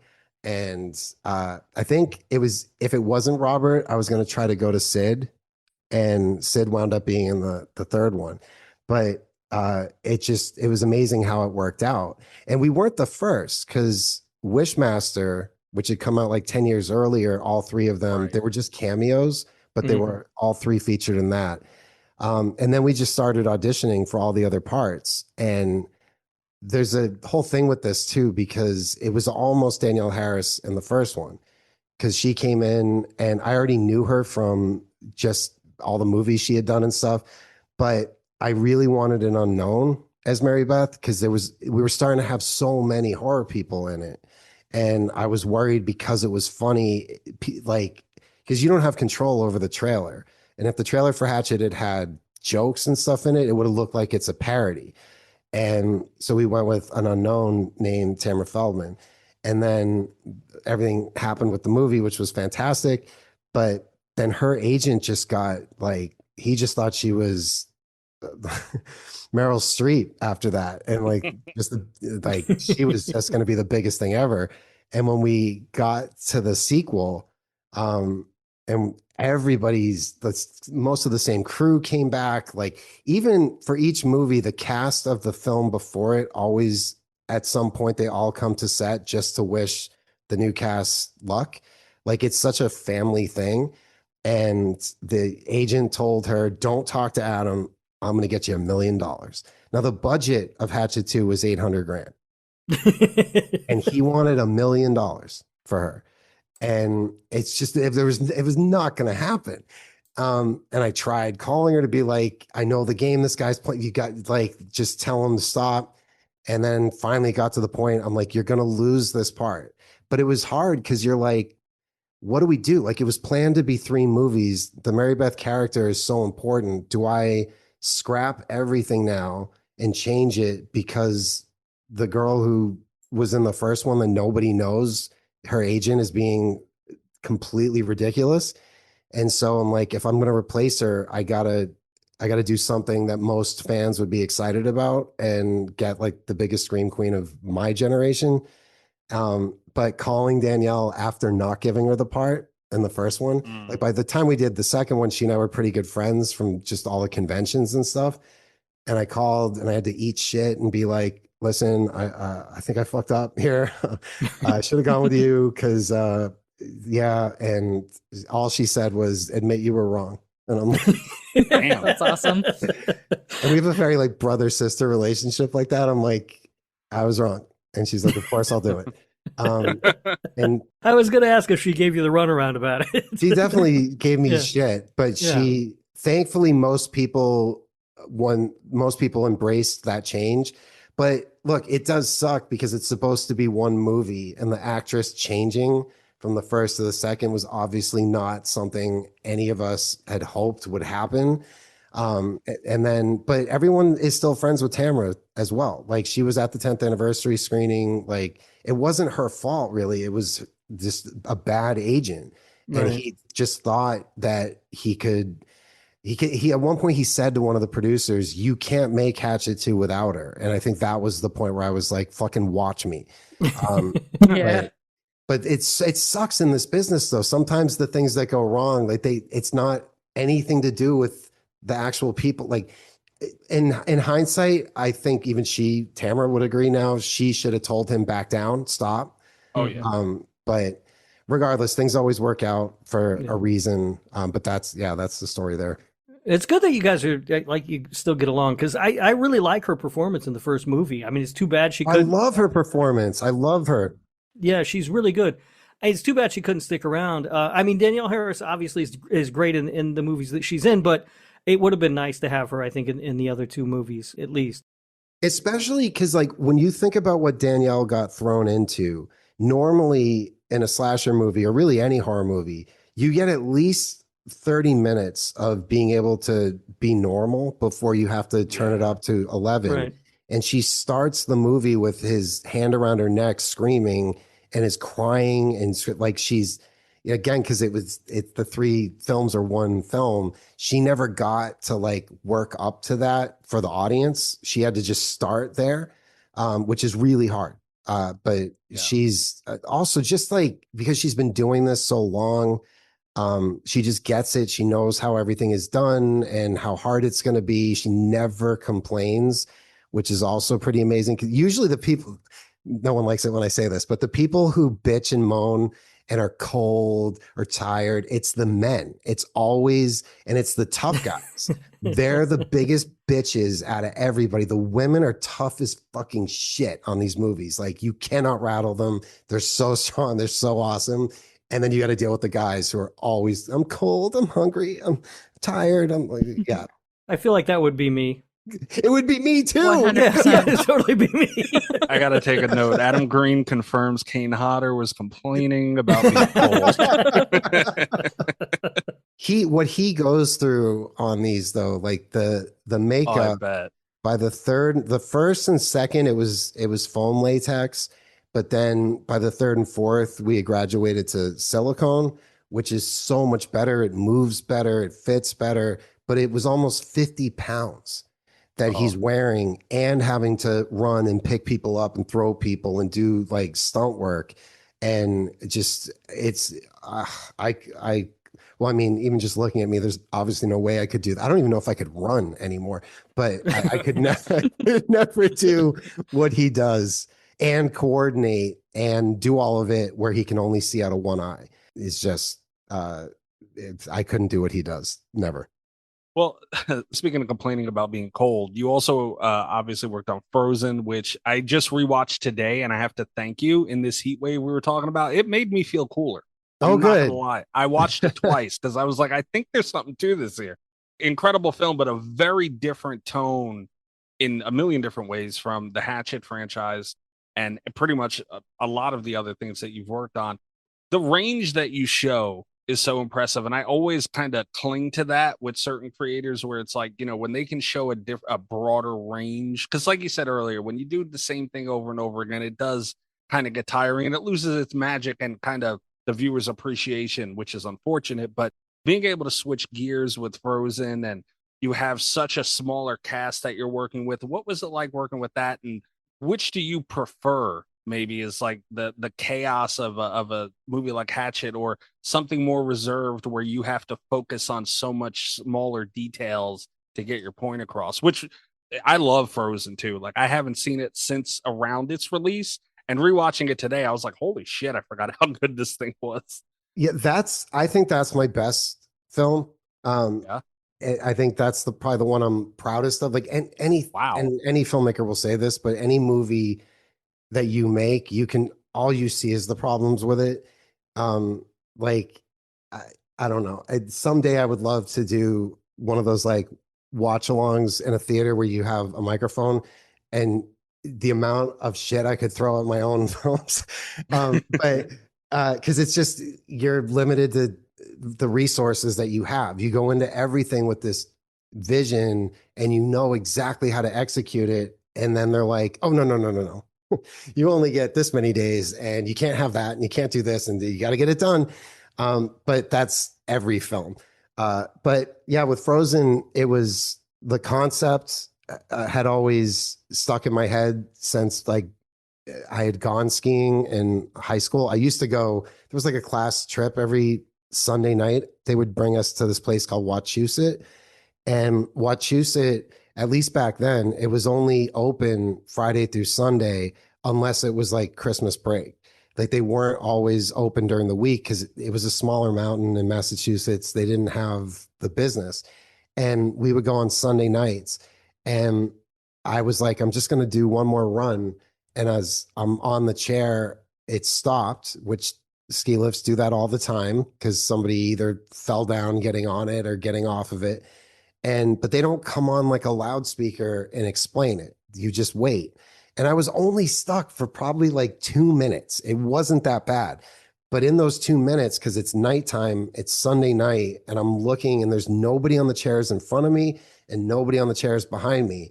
And you just start to panic. Like, they know I'm here, right? Like, what the fuck? Like, what if I can't sit here for 5 days. And I'm looking, and like, also in Massachusetts, for anybody who's ever been skiing there, it's like ice most of the time. It's not even the type of snow like, on a real mountain out west or something like that, or even like Okemo or something like that. So I was really scared, and I never went skiing again after that. Because I think I just started thinking more, and I'm like, why would you strap your legs to two boards and slide down the side of a mountain? Like, especially, again, I'm not the most athletic person. I'm like, I shouldn't be doing this. This is stupid. And I never went skiing again. But the idea always stuck with me. And when I wrote it, it was the challenge of making a whole movie with three people in a chair and no costume changes, no scenery changes. Like, could I sustain the dread and emotion for something like that? Like, it was going to be a challenge to shoot cinematically. It was going to be a challenge acting wise, directing, all of it. And my agent at the time, when he read it, he's like, no one's going to make this. It's three people sitting in a chair. And then like that is my biggest movie. It's much more successful than the Hatchet films, because it's more mainstream. Like, Hatchet is such a niche thing. Like, if you're into slashers and really gory practical effects, then it would be for you. But Frozen reaches a much wider. I think it was probably two or maybe at this point 3 Christmases ago. It was like the #2 movie on Hulu for 2 weeks again. And the movie's 15 years old already, but it just kind of keeps going. There was a TV show in the UK, a sitcom that parodied it. Are You Going Out There? Is that what it's called? I don't know. I only saw the scene. I don't watch the show, but yeah, that one it was so hard to shoot, but such a good time, such great people, such a great crew. And then the wolves, like getting to work with real wolves like that, it was just like, because they'd start howling at the moon and you'd have to like cut until they stopped. But when you're out there at, I don't remember the exact elevation at this point, but we were very high up in Utah in the dead of winter on the side of a mountain. And there's just the sound of all these wolves howling, just unbelievable. Yeah. Yeah, you nailed that movie. It does do what seems impossible, to have 3 people sitting on a chair and still manage to be engaging and not boring. It's you see those movies all the time where it's like an enclosed location or whatever, and it just gets boring to look at the same thing over and over again. I don't know what magic you sprinkled on that film, but it works. It was, I think the actors did such a good job with the material. And I mean, they were really up there the whole time. Like, they couldn't come down to go to the bathroom. They could, because chairlifts don't move backwards, or at least the ones at Snow Basin in Utah where we shot. And we were on an old lift. The lift that we shot on didn't even have safety bars. It was so old. And we had to add the safety bars to it. But I think that I think it was shooting each conversation differently. Like, when they're in an argument, I'm doing what's called French overs, where I'm behind them, and it just gives the audience more of a feeling like you're observing something you're not supposed to be a part of. Like, when things would get really tense, when I moved the camera, when I held it steady, not showing the gore. Because like, if you ever can read the script, it says in the script that the camera stays on Lynch and Parker while Kevin Zeger's character Dan is getting eaten, and you just have to listen to it and hear him screaming. I think that's so much scarier than showing it. And at one point the producers were like, look, this is going to be promoted as from the producer of Saw and the director of Hatchet. For foreign sales, we might need some gore. So can you just shoot him getting torn apart? And I'm like, you're going to ruin the movie if you show it. Like, it's immediately not scary when you see that. See, right. I think gore is funny. It's not scary to me. It's cool. It's fun. It's like, it makes you want to like cheer. And so we did shoot him getting torn apart, and like there's intestines everywhere. I think the deleted scene is on the Blu-ray, but to their credit, they didn't make me put it in the movie, which I really, really appreciate. But yeah, that movie, it also, I'm about to go through this again because the movie I'm in post on right now is another survival thriller. And survival thrillers, I just think they're so fun. When they work, they're great. And there's so many good ones. But when Frozen premiered at Sundance, which was incredible, my favorite movie from the horror selections that year was Tucker and Dale versus Evil. I thought that was the greatest thing that I'd ever seen. So fun. Yeah, Such a fun great movie. And every like bit of press I was doing, I'm like, but did you see Tucker and Dale versus Evil? Publicists like, talk about Frozen. Your movie, focus. But when I got to Park City, I was like, holy shit, we have a skiing thriller at Sundance, like a skiing town. Like, this couldn't be better. And then I meet this other filmmaker, Rodrigo, and he's like, oh, you're the one with the people in a chair, right? I'm like, yeah. Yeah. He goes, yeah, I have Ryan Reynolds in a box. I'm like, motherfucker. He upped your chair with Ryan Reynolds. Damn it. I know. Like it would have been one thing to be like, I have a guy in a box for a whole movie. But when he's like Ryan Reynolds, I'm like, oh, shit. Yeah. But they That's kept a good having movie, though. It's great. Yeah, Buried is a good movie. Do press together because we both had the contained thriller, like one location, but he definitely one up me in a box. I'm like, damn it. Yeah, what are you gonna do? What are you gonna do? Did when Disney released Frozen, did that cause problems for you? I thought it was great because it was 4 years later. I think it might even, it's probably on my Instagram. And I'm walking through a movie theater and I saw the big standee for that. And like, I took a picture in front of it, like, what the fuck? But you can't own a word. And right. I'm sure there's other movies that were called Frozen before mine, but I think it helped us because the amount of parents who don't pay attention to what they're renting for their kids, and ours had already been out for 4 years, so ours was cheaper than that one. And there's reviews on, it might be Amazon, but like if you look, you can find people going, this is not a movie for kids, and this is I love that. And I don't know if they're kidding or not. My own manager, no, they're not. She heard her teenage daughters crying. They were having a sleepover. And she's like, oh no, what happened? And she walks in and they were like, it was the scene where Parker is talking about how her dog's going to starve to death because no one knows she's there. And that was Emma Bell's audition piece for that. Like, everyone who auditioned, that was the monologue I had them do. And she's like, what are you guys watching? She's like, that's Adam Green's movie. That's my you know him. They're like, you know him? She's like, you've met him a million times. You don't give a shit. Like, yeah, he's the one who did it. Yeah, I was telling Rob and Cass earlier before you got on, you almost traumatized my daughter. Thank God there's a code. She was asking for a code to watch Frozen on whatever your Frozen was streaming on. And I'm looking going, whoa, no. You're not watching this. So yeah, it does happen. If you ever get the chance, we're pretty proud of all the special features and all the stuff we've done, but the Frozen Blu-ray, the special features on that are some of the best I've ever seen, especially for an independent movie. It's like a 90-minute it's broken up into like 5 parts, but it's not a 90-minute making of. And the guy who made it, his name is Adam Barnick. He just did such a good job that even when we watch it, we forget that we're the ones we're watching. Like, but it's so detailed of every little thing and how it was made. I think it's almost as good as the movie if you're into that stuff, but really, really good. It just sucks that so few people even watch physical media anymore. And all that extra stuff, it's just kind of lost. Yeah, I used to get, whenever I would get a new DVD and later Blu-ray, I would watch the movie and then almost immediately rewatch it with the commentary. And now I feel like half the Blu-rays I buy don't even have commentaries on them anymore because the people aren't putting them. They're just not selling enough. Yeah, it's sad. I'm hoping it will make a comeback. Maybe now that there's like 4K. Although I have this love-hate relationship with the whole 4K thing, because if you have a huge 4K TV, yeah, you're gonna really see the difference.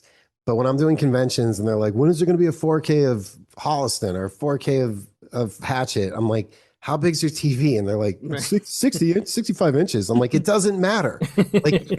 Like when it's an older movie and they rescan it and everything, but then sometimes that have you ever seen Flash Gordon in 4K? There are some, that does not translate well. Yeah, because back in the day, shooting on film, the celluloid hid a lot of that stuff they didn't want you to see. And now you go in and you clean it up and it's so high res in every pixel. So I'm not like against 4K. I just think most of the people who went and repurchased their collections but didn't bother to get like a massive TV, most of the time it's just not that different. But I like look at vinyl though. Like I've always collected vinyl since I was a little kid, just because I physically love records and holding them and the artwork and all that stuff. But vinyl has made such a comeback now.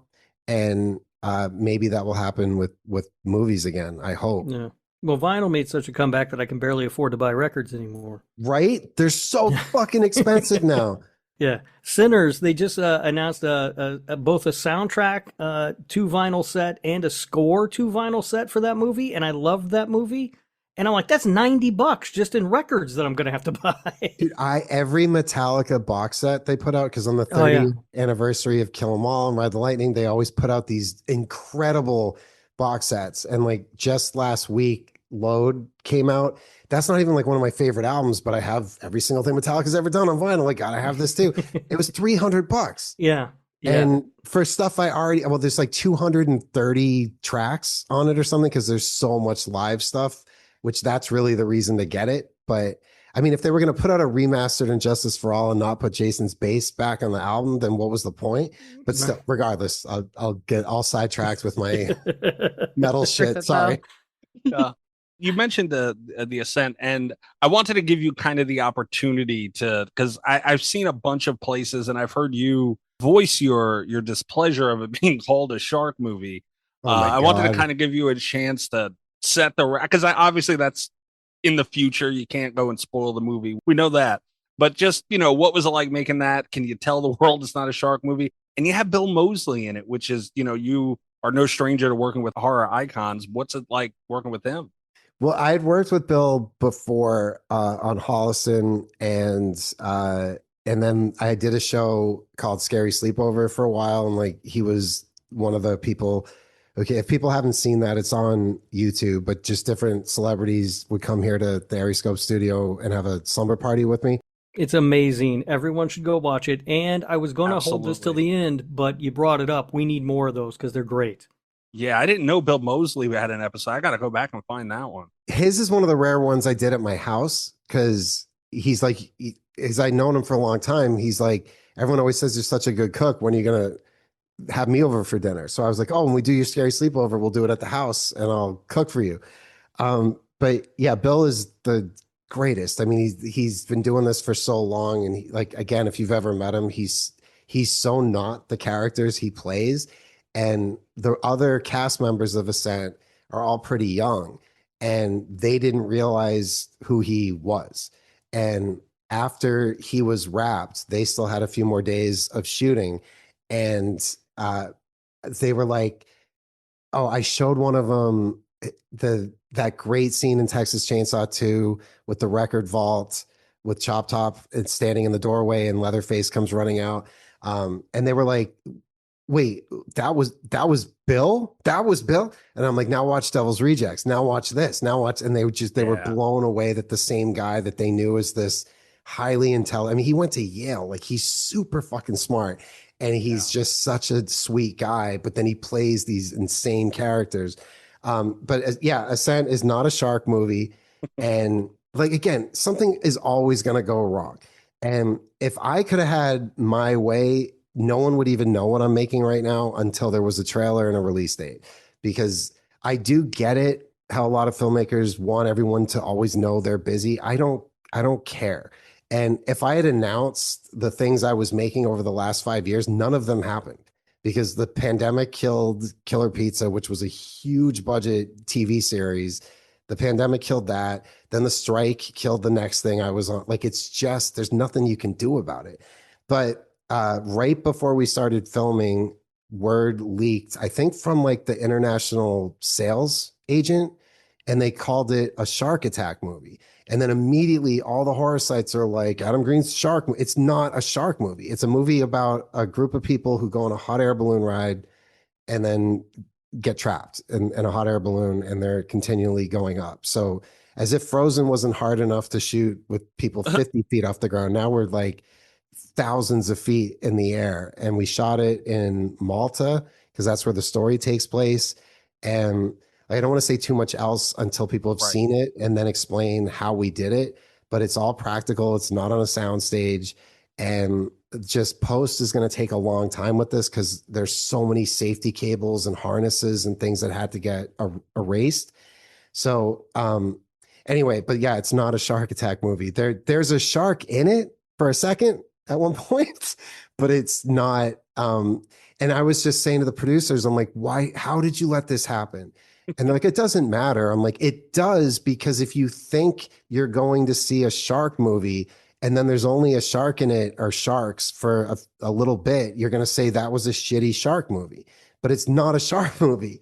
It's like, so, and how great would it have been if that had been a surprise too, when it happens, because like you wouldn't have known it was coming.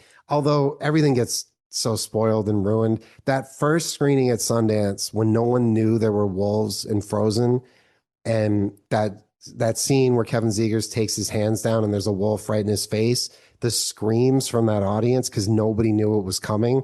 But then even the trailer, they showed wolves in the trailer. They'll probably, this whole trailer for Ascent will be sharks with my luck. And then people will be like, where the fuck are the sharks? Wait, that was it?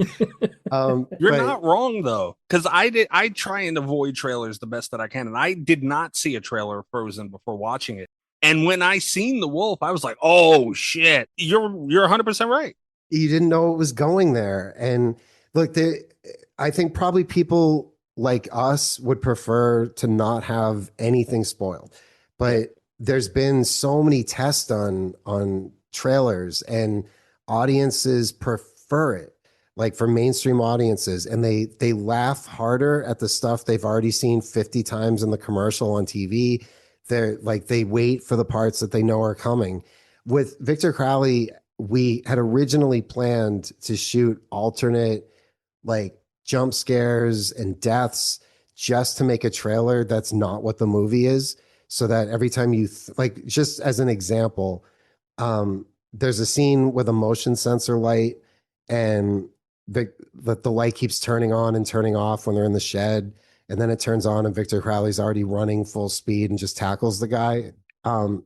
We were going to shoot a bit where it's that shot, but he grabs from the inside of the shed. He grabs Katie, the girl, and we just didn't have time because Victor Crowley was shot in 11 days. That's all we had for that. The budget was $400,000. We had 11 days. How that movie's even fucking watchable, I don't know, but seriously, somehow we pulled it off. But the idea was make a trailer where you give away all these scares that aren't actually in the movie, just to fake people out so they think they know what's coming, and then you do something different. Maybe someday I'll get to do that, but I think everyone should start doing that so that you still sell people on what the movie is, but you don't ruin it. And this is kind of random, but because the filmmakers rarely actually get a say in the poster or the trailer or how it's marketing, they always want to make you feel like you have a say. But the art form is they don't show you the thing until right before it's going to come out. And then it's too late to that would have been great, but we're out of time. With Frozen, when they showed me the poster, I was like, wow, it's a very striking poster. They're like 50 miles in the air, but okay, like I get it. It's a poster. It's just a couple things, guys. Could you put the chair on the correct side of the lift? They're like, nope. Okay. I'm like, all right, this one's a big one and it would take seconds to fix. But you added a belt to Sean Ashmore when he's hanging. He's skiing. He wouldn't be wearing a belt. And if he had a belt, he could get down. So can you just remove the belt that you added in Photoshop? Nope, wouldn't do it. And there are reviews of that movie where people say, motherfucker didn't even try to use his belt. He didn't have a belt. Nobody has a belt over their snowsuit when they're going snowboarding or skiing. And I knew it. I could see it coming months ahead that if they leave that belt on the poster, people are going to see it and think, okay, well, he's got a belt because I saw it. So yeah, with that early word leaking of Ascent, they did fix it. They did do a press release like 3 days later where they said who the cast was. And they said, they took sharks out of it.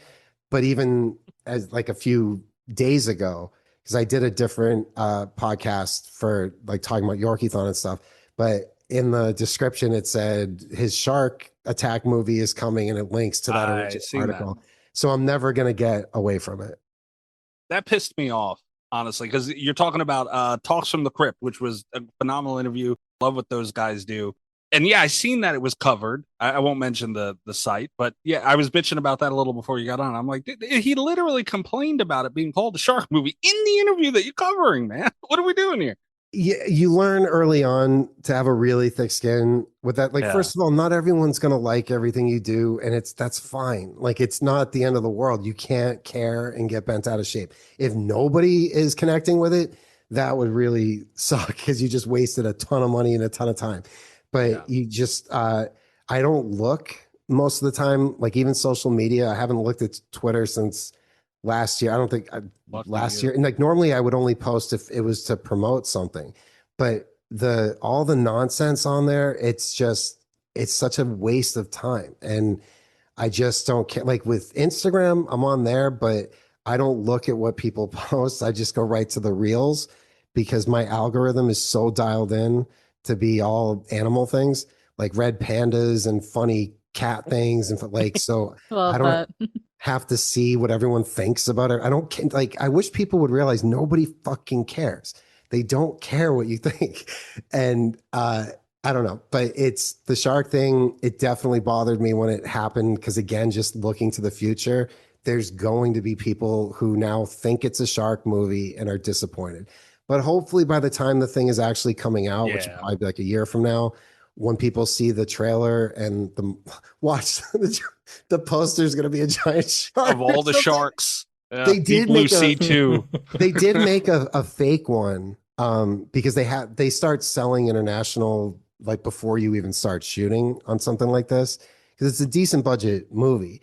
And I saw the mock-up poster they made and there was a shark on it. And I was like, what did we learn here, guys? What did we learn? But it sucks. They don't always let the filmmaker be more involved with it. Although I still do agree with how they chose to make the trailer for Hatchet. Because if they had shown the humor, I think it would have confused too many people. But even with that, there were early reviews where people were pissed that it was funny. And that I just think is hilarious. Who hates laughing? Like, what's wrong with you if you're like, I fucking hate laughing, man? What the fuck? Like, okay, dude, sorry. Go watch Martyrs again, man. Like, I don't know what to tell you. I can see if it's, we see, especially in the horror genre, when attempts at comedy are not funny, I'll get mad at that. But like that movie was, like I said, Rob said earlier, we just had an event, Murder by Numbers, where we put 3 franchises up against each other, and we chose Hatchet this year, and we rewatch all of them. We went on about like, dude, this is like fucking funny as shit, like really funny. So I don't. But I mean, it all just depends on the person. Like what you and I might think is funny, somebody else just doesn't. It's hard. It's like not every joke is always going to land with everybody. But like especially in this genre. I say this all the time. Like the second you're writing and you write exterior Honey Island swamp night, if you think everyone is going to like what you're about to do, you're wrong. Like, especially critics and stuff, like they live for this shit because this is where they can show how smart they are and how, elevated they are and better than everyone else they are, because this is just a slasher movie.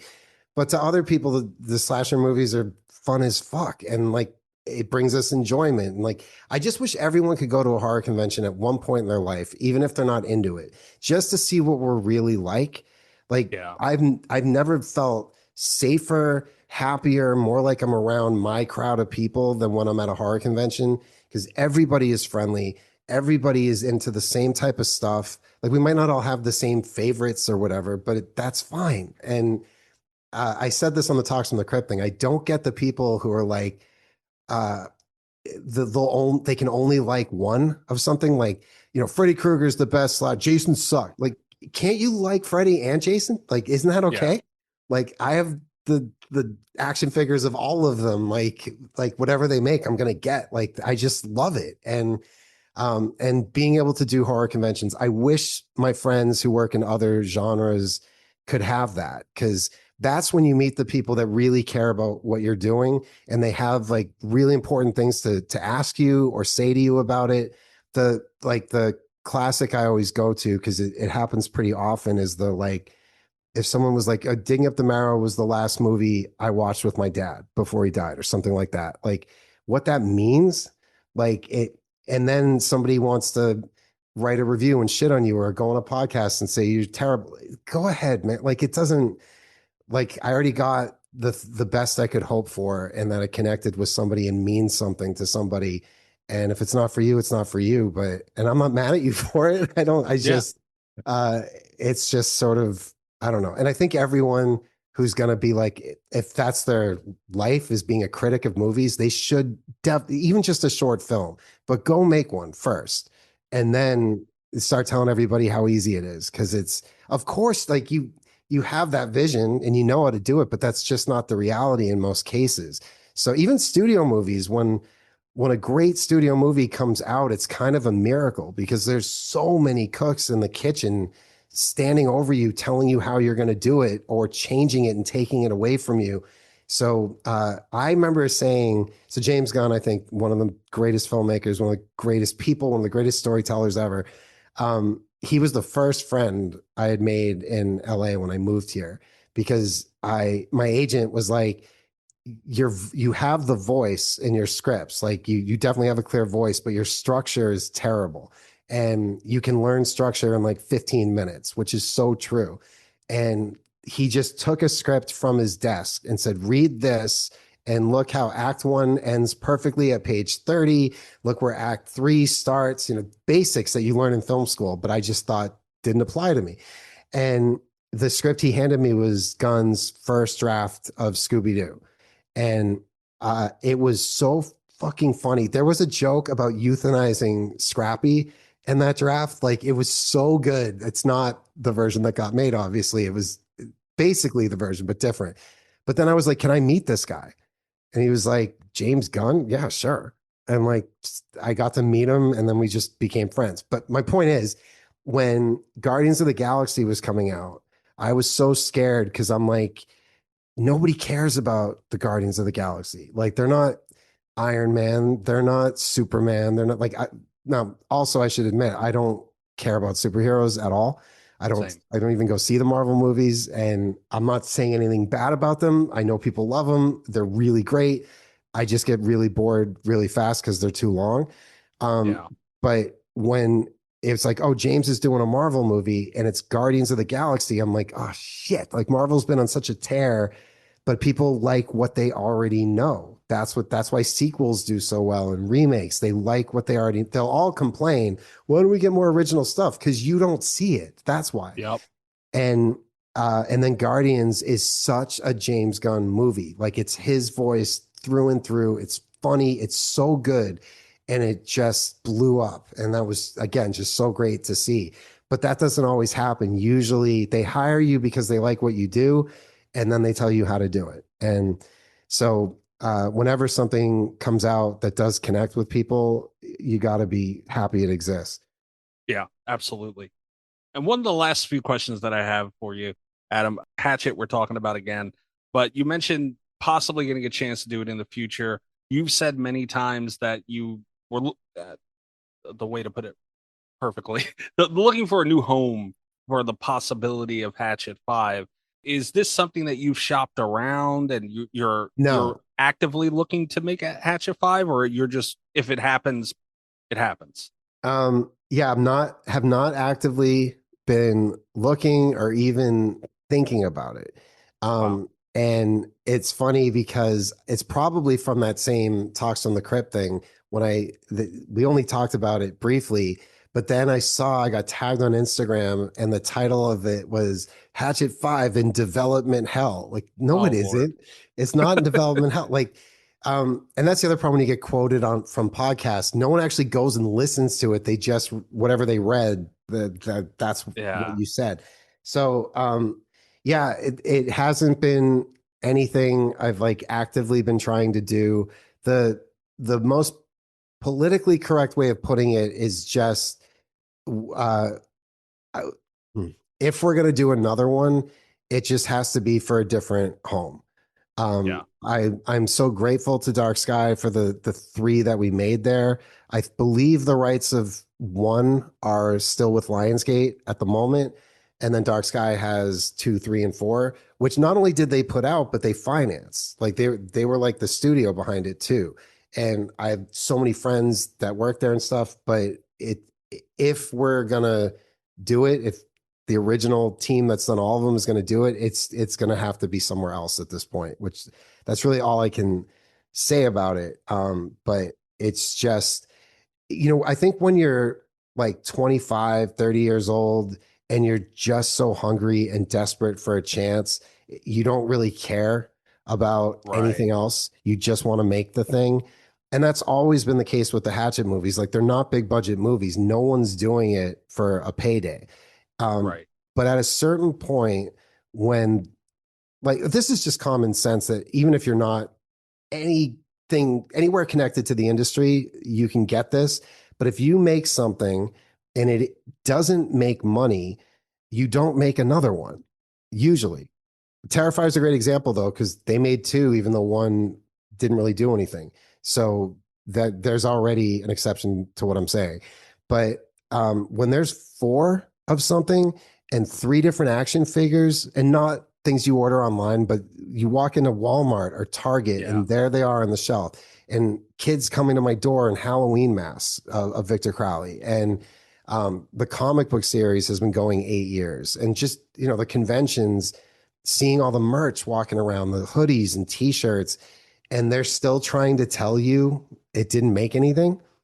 But will you please do another one? Like, at a certain point, you got to just be like, I'm good. And this isn't even a fuck you, pay me thing.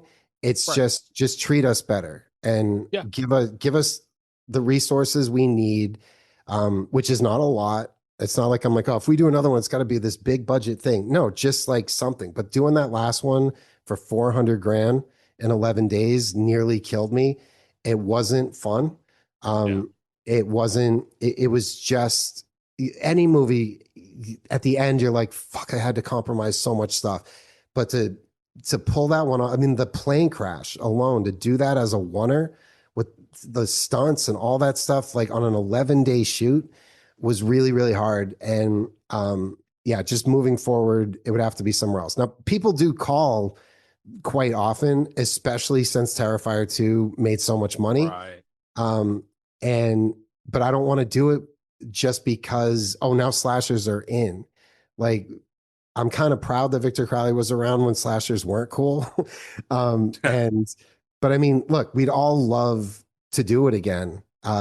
Kane, Danielle, like whenever we see each other talk, which is often, it's always like, oh man, that would be fun. And I definitely know what 5 would be. I had to know before I did 4, so I knew where I was going.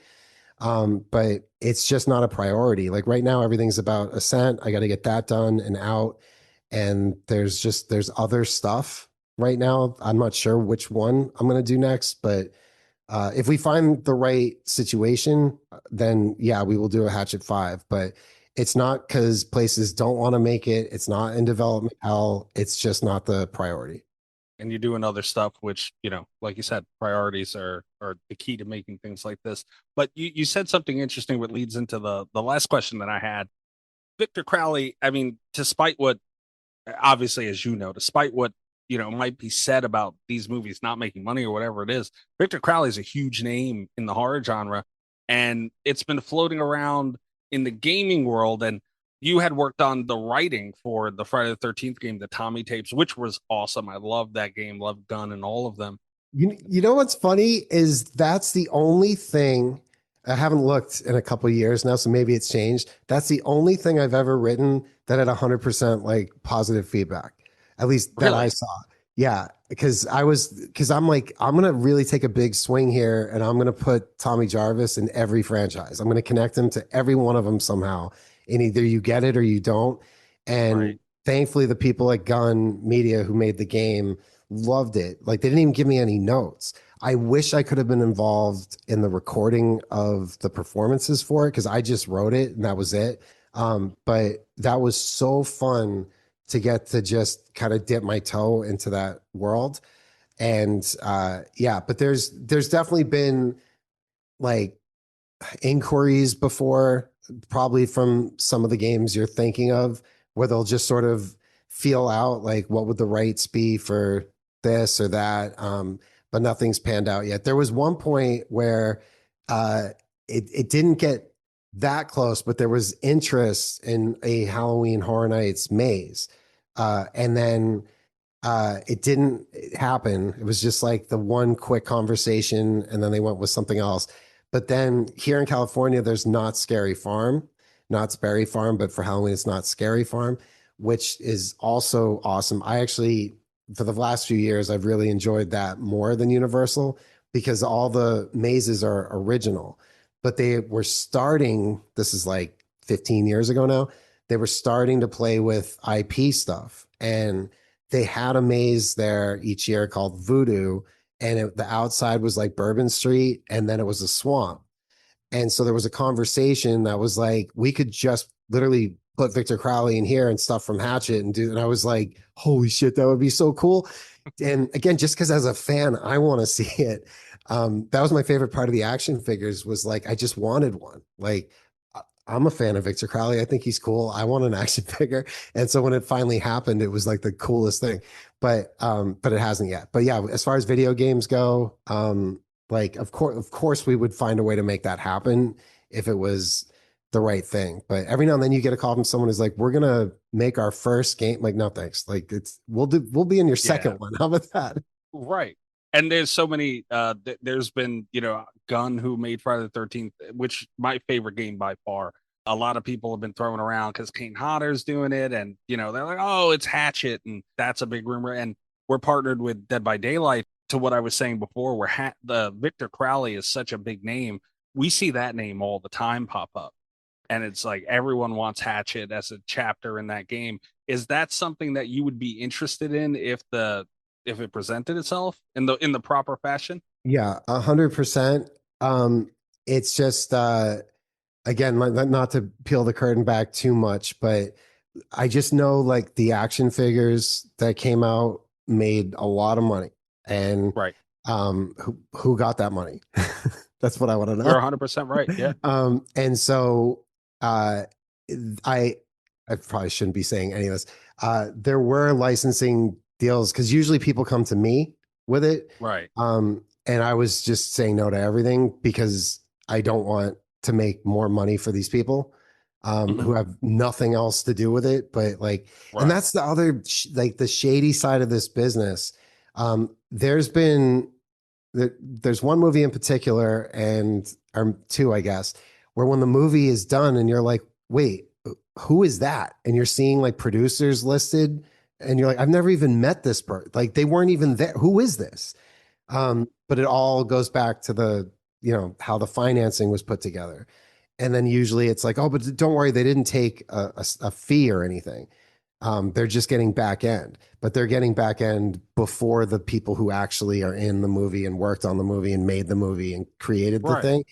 And it's all just a big scam. And then like with international, good luck trying to prove how well it did. They're never going to tell you. So it's hard. And this is not something new. Absolutely not. Lord of the Rings. Look at what happened with that. And Peter Jackson had to sue New Line for he ended up getting like $220 million or something as the reported settlement. Forrest Gump, they claim, didn't make any money. Return of the Jedi didn't make any money. It's just a shitty fucking business. So yeah, I don't know. I would love, just as a fan though, if one of those places ever called and was like, we want to put Victor Crowley in this, I would do everything I could to make that happen, just because I want to play it and I want to see it. So, but it's also too, though, you got to remember though, like Victor Crowley's not, I think if you're like a big horror fan, you know who he is, but I don't think the average, like if you show somebody a hockey mask, even if they're not a horror fan, they know that's Jason. They know Freddy's glove. They know Michael Myers. I don't think Victor Crowley's there, but it's also, this is a weird genre too, because the more time that goes by, the bigger things get. Like Evil Dead was not a thing when it came out. Even the second one, that was not like a household name or nothing. But then over time, because every day there's a new horror fan born, whatever that movie is that gets them into it, then they want to start seeing all of it. And they end up finding it. So so the shelf life definitely keeps growing, which is cool. But yeah, I would love to see that happen. And they know where to find me if they want to do it. All right. Well, I mean, we can give them your information for sure. And that's the thing. It's like, as the fans, like it's great to see these big titles put into games that we play, and like, that's awesome and all. But to see the cult, because you're right, like Victor Crowley probably isn't at that, Jason atmosphere.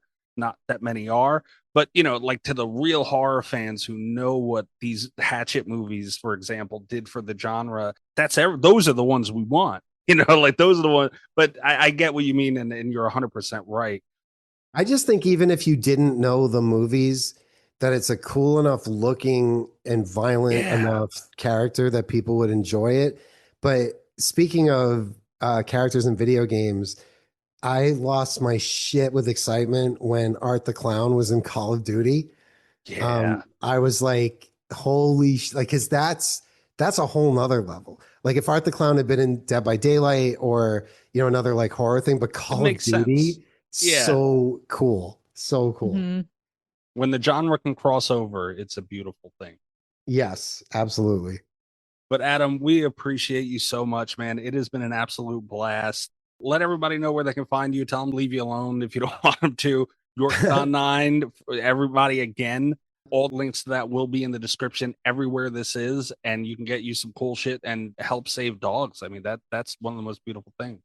Yeah. Again, thank you guys for doing this, for mentioning Yorkiethon, and just even for talking about my stuff in general. I so appreciate it. But yeah, Yorkiethon 9, July 25th through 27th. It'll be free to watch on my website, ariescope.com, maybe on the Ariescope YouTube channel. I'm not sure about that right now. But if you go to ariescope.com, all the information will be there. If you listen to the Movie Crypt, you already know all about it. But it's going to be a really fun weekend. All kinds of horror celebrities and guests. A great script reading, which I wish I could announce. Might have something to do with Michael Myers, but I'm not supposed to say that. And Arwen Silent Auction. If you're into horror and metal, there's so much cool shit in there for you to bid on or buy, and all the money, every penny goes to Save Yorkie Rescue. And you can follow me on Instagram. I'm at Adam_FN_green. I haven't been posting much lately because I'm in post on Ascent and in pre-production on Yorkiethon, but I do pop on there from time to time. I actually received a DM when we announced that we were going to be having you on. Mutual friend Damien Maffei was mentioning that, he does the reads for you guys, and he, I think 3 years, he said. Yes. Yeah. Yeah. He's done a few of them now, and he's great. Really good. Like, he's all right. My friend Dave Parker, who's a director himself, and he's actually editing Ascent with me. He's the one who always puts together those live table reads, and he does such a good job with them. Just because Joe and I have the entire weekend that we have to produce and plan, and so Dave always takes the script reading. And the cast that he's put together every year is always just awesome. So this one should not disappoint. It's on like Saturday evening is when we do that one. But like I know Danielle and Scout are supposed to do a crossover podcast with us that weekend, and there'll be live commentaries to movies that everybody knows with people from whatever movie we're doing joining us, and it'll be a really good time. And again, it's all to save dogs. So like I always keep saying, like at this point when we're recording this, it's still a month away. If people could just skip one Starbucks coffee, one Dunkin' Donuts, just something, just take those $5 or $6, put it away and donate it that weekend. It makes such a difference to, it's, I'll be really quick with this. I'm sorry. No, take your time. The rescue, they always send us, this is why we like working with Save a Yorkie Rescue, because it's smaller. And when we do Yorkiethon, and I think last year we ended up raising like 37,000 for them. They always send us a book that they make, and it's got the photos and the story of each dog that was saved that year. And we always share it online. They give it to us in a digital form as well. And we post it on the Movie Crypt Patreon, which you don't need to be a member to see it. But when you start turning all these pages and looking at these faces and reading their stories and knowing the $5 you gave or whatever you give, $100, $1,000, if you buy something amazing or whatever. Oh, there's something from Rob and Sherry Moon Zombie in this year's auction that's really fucking cool. I'm not sure if they're the ones who personally gave it or if it was the photographer who did it for them, but there was only 100 of them made, and we have one of them in the auction. But whatever it is, afterwards that you can actually see the actual animal that you helped save, because it's like a lot of the times it's just dogs that people gave up. They don't have somewhere to go. People move or they get sick of it. Like, I don't know how you give up a family member ever, but some of the stories, what kind of a monster beats up on a 6-pound dog? Like what has to be wrong with you? And our first year we did it, because they used to send us the before and after pictures, and Joe and I had to be like, we can't look at the before pictures anymore. Like, never send us that again. But this is always the example I give. There was a dog they had that they were calling Phantom. It was a Yorkshire Terrier, like a 6-pound little dog. And because the dog was barking, the owner, I guess, burned her face off against a wood burning stove. And so half of this dog's face was melted. But they were able to do the surgeries to, like, they couldn't save one of the eyes and I think one of the ear canals. The dog looks very Frankenstein-esque. But Phantom is now living in a home with 3 kids, the happiest dog you've ever seen. And that's what we do with this every year. So we're just so grateful to people who watch. And if you don't have $1 that you can give, even just sharing the link and telling other people about it, even like this podcast, if it leads to one person making a donation that weekend, then it was worth me talking your ears off for 2 hours now. But like, this is the thing I love the most about the genre. You just get to meet other people who love it and are into it. And even if you don't all love the same things, it's just, you always feel like they're friends that you grew up with that you hadn't met before. Yeah. And again, thank you for doing what you do with this, man. I always say my thing with dogs are, you could treat them so horribly, and it's sickening that people do. But even if people that do, someone could break into your house immediately after, and their first thought will be to defend you. They just love. That's all they know. That's all they know. Yeah, and it's a beautiful thing to be able to give that back to them. Yeah, I think that's the best thing to come of this career, is to be able to have a way to make even a small difference in something like that is huge. And I hope anybody who finds himself in, whether it's the position I'm in, a much better position or lesser position, whatever it might be. But I just think it's kept me grounded and happy to have something greater than my own wants or needs to work for. And I think everybody should at least try it once, because it's the greatest thing in the world to know that you helped. Yeah, absolutely. And I have one last thing to tell you, because Damien will probably kick my ass if I didn't. He wants badly to be in a Hatchet movie. So if that ever does go to fruition in the future, I mean, to save me an ass kicking, maybe give him a thought. It's that's one of the best things about that series are the people that I wind up hearing from. Yeah. Which I don't want to seem like I'm name dropping or anything, so I won't say, but like sometimes it's somebody like you would have, like I can't get over it that like they're such a fan of it. I'm like, you? And they're like, dude, any way I can die in that movie. Brian Quinn.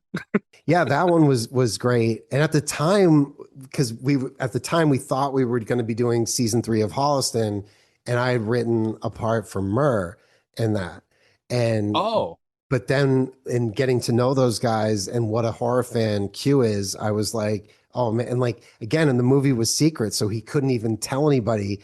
That's gotta suck. He was the best, my favorite part of making that movie, because all the rest of us were like in the trenches and just like, fuck, how are we going to do this in 11 days? Like, this is impossible.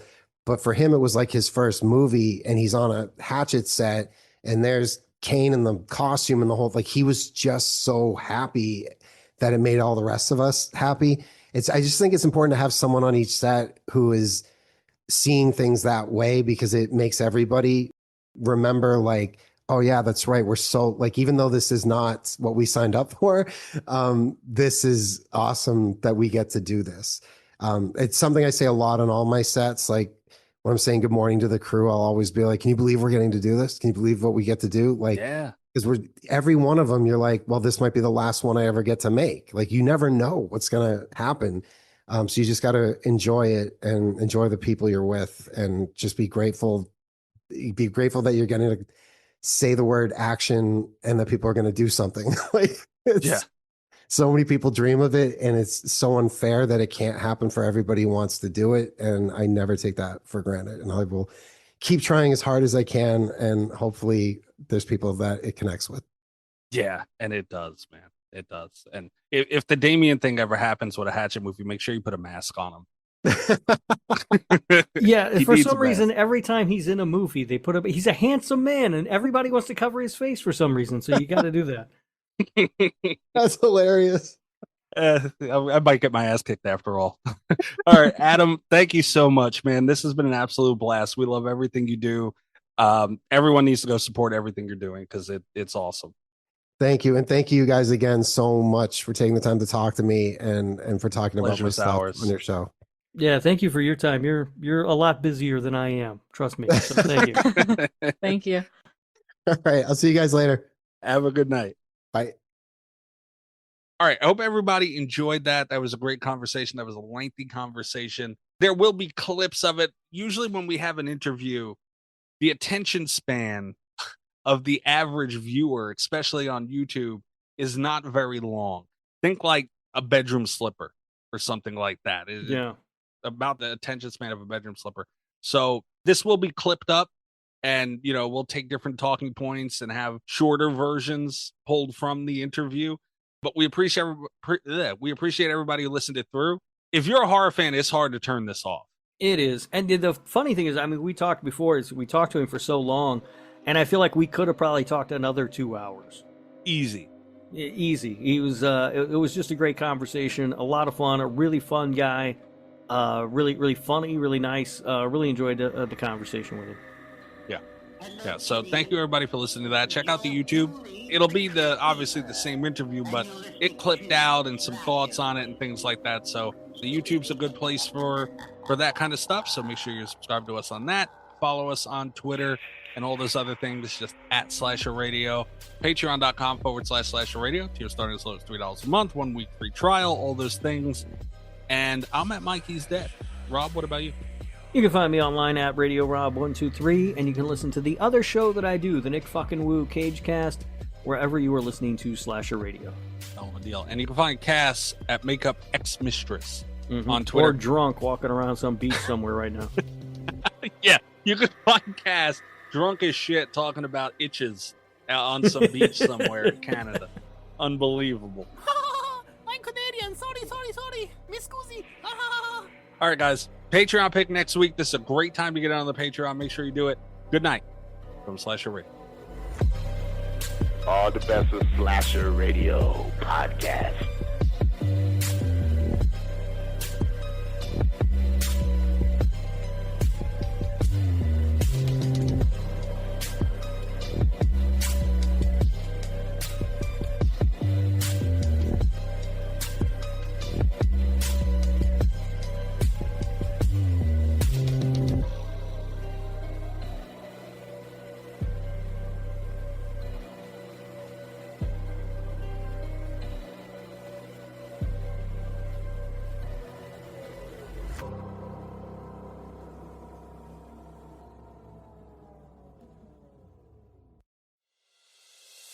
Time is precious, and so are our pets.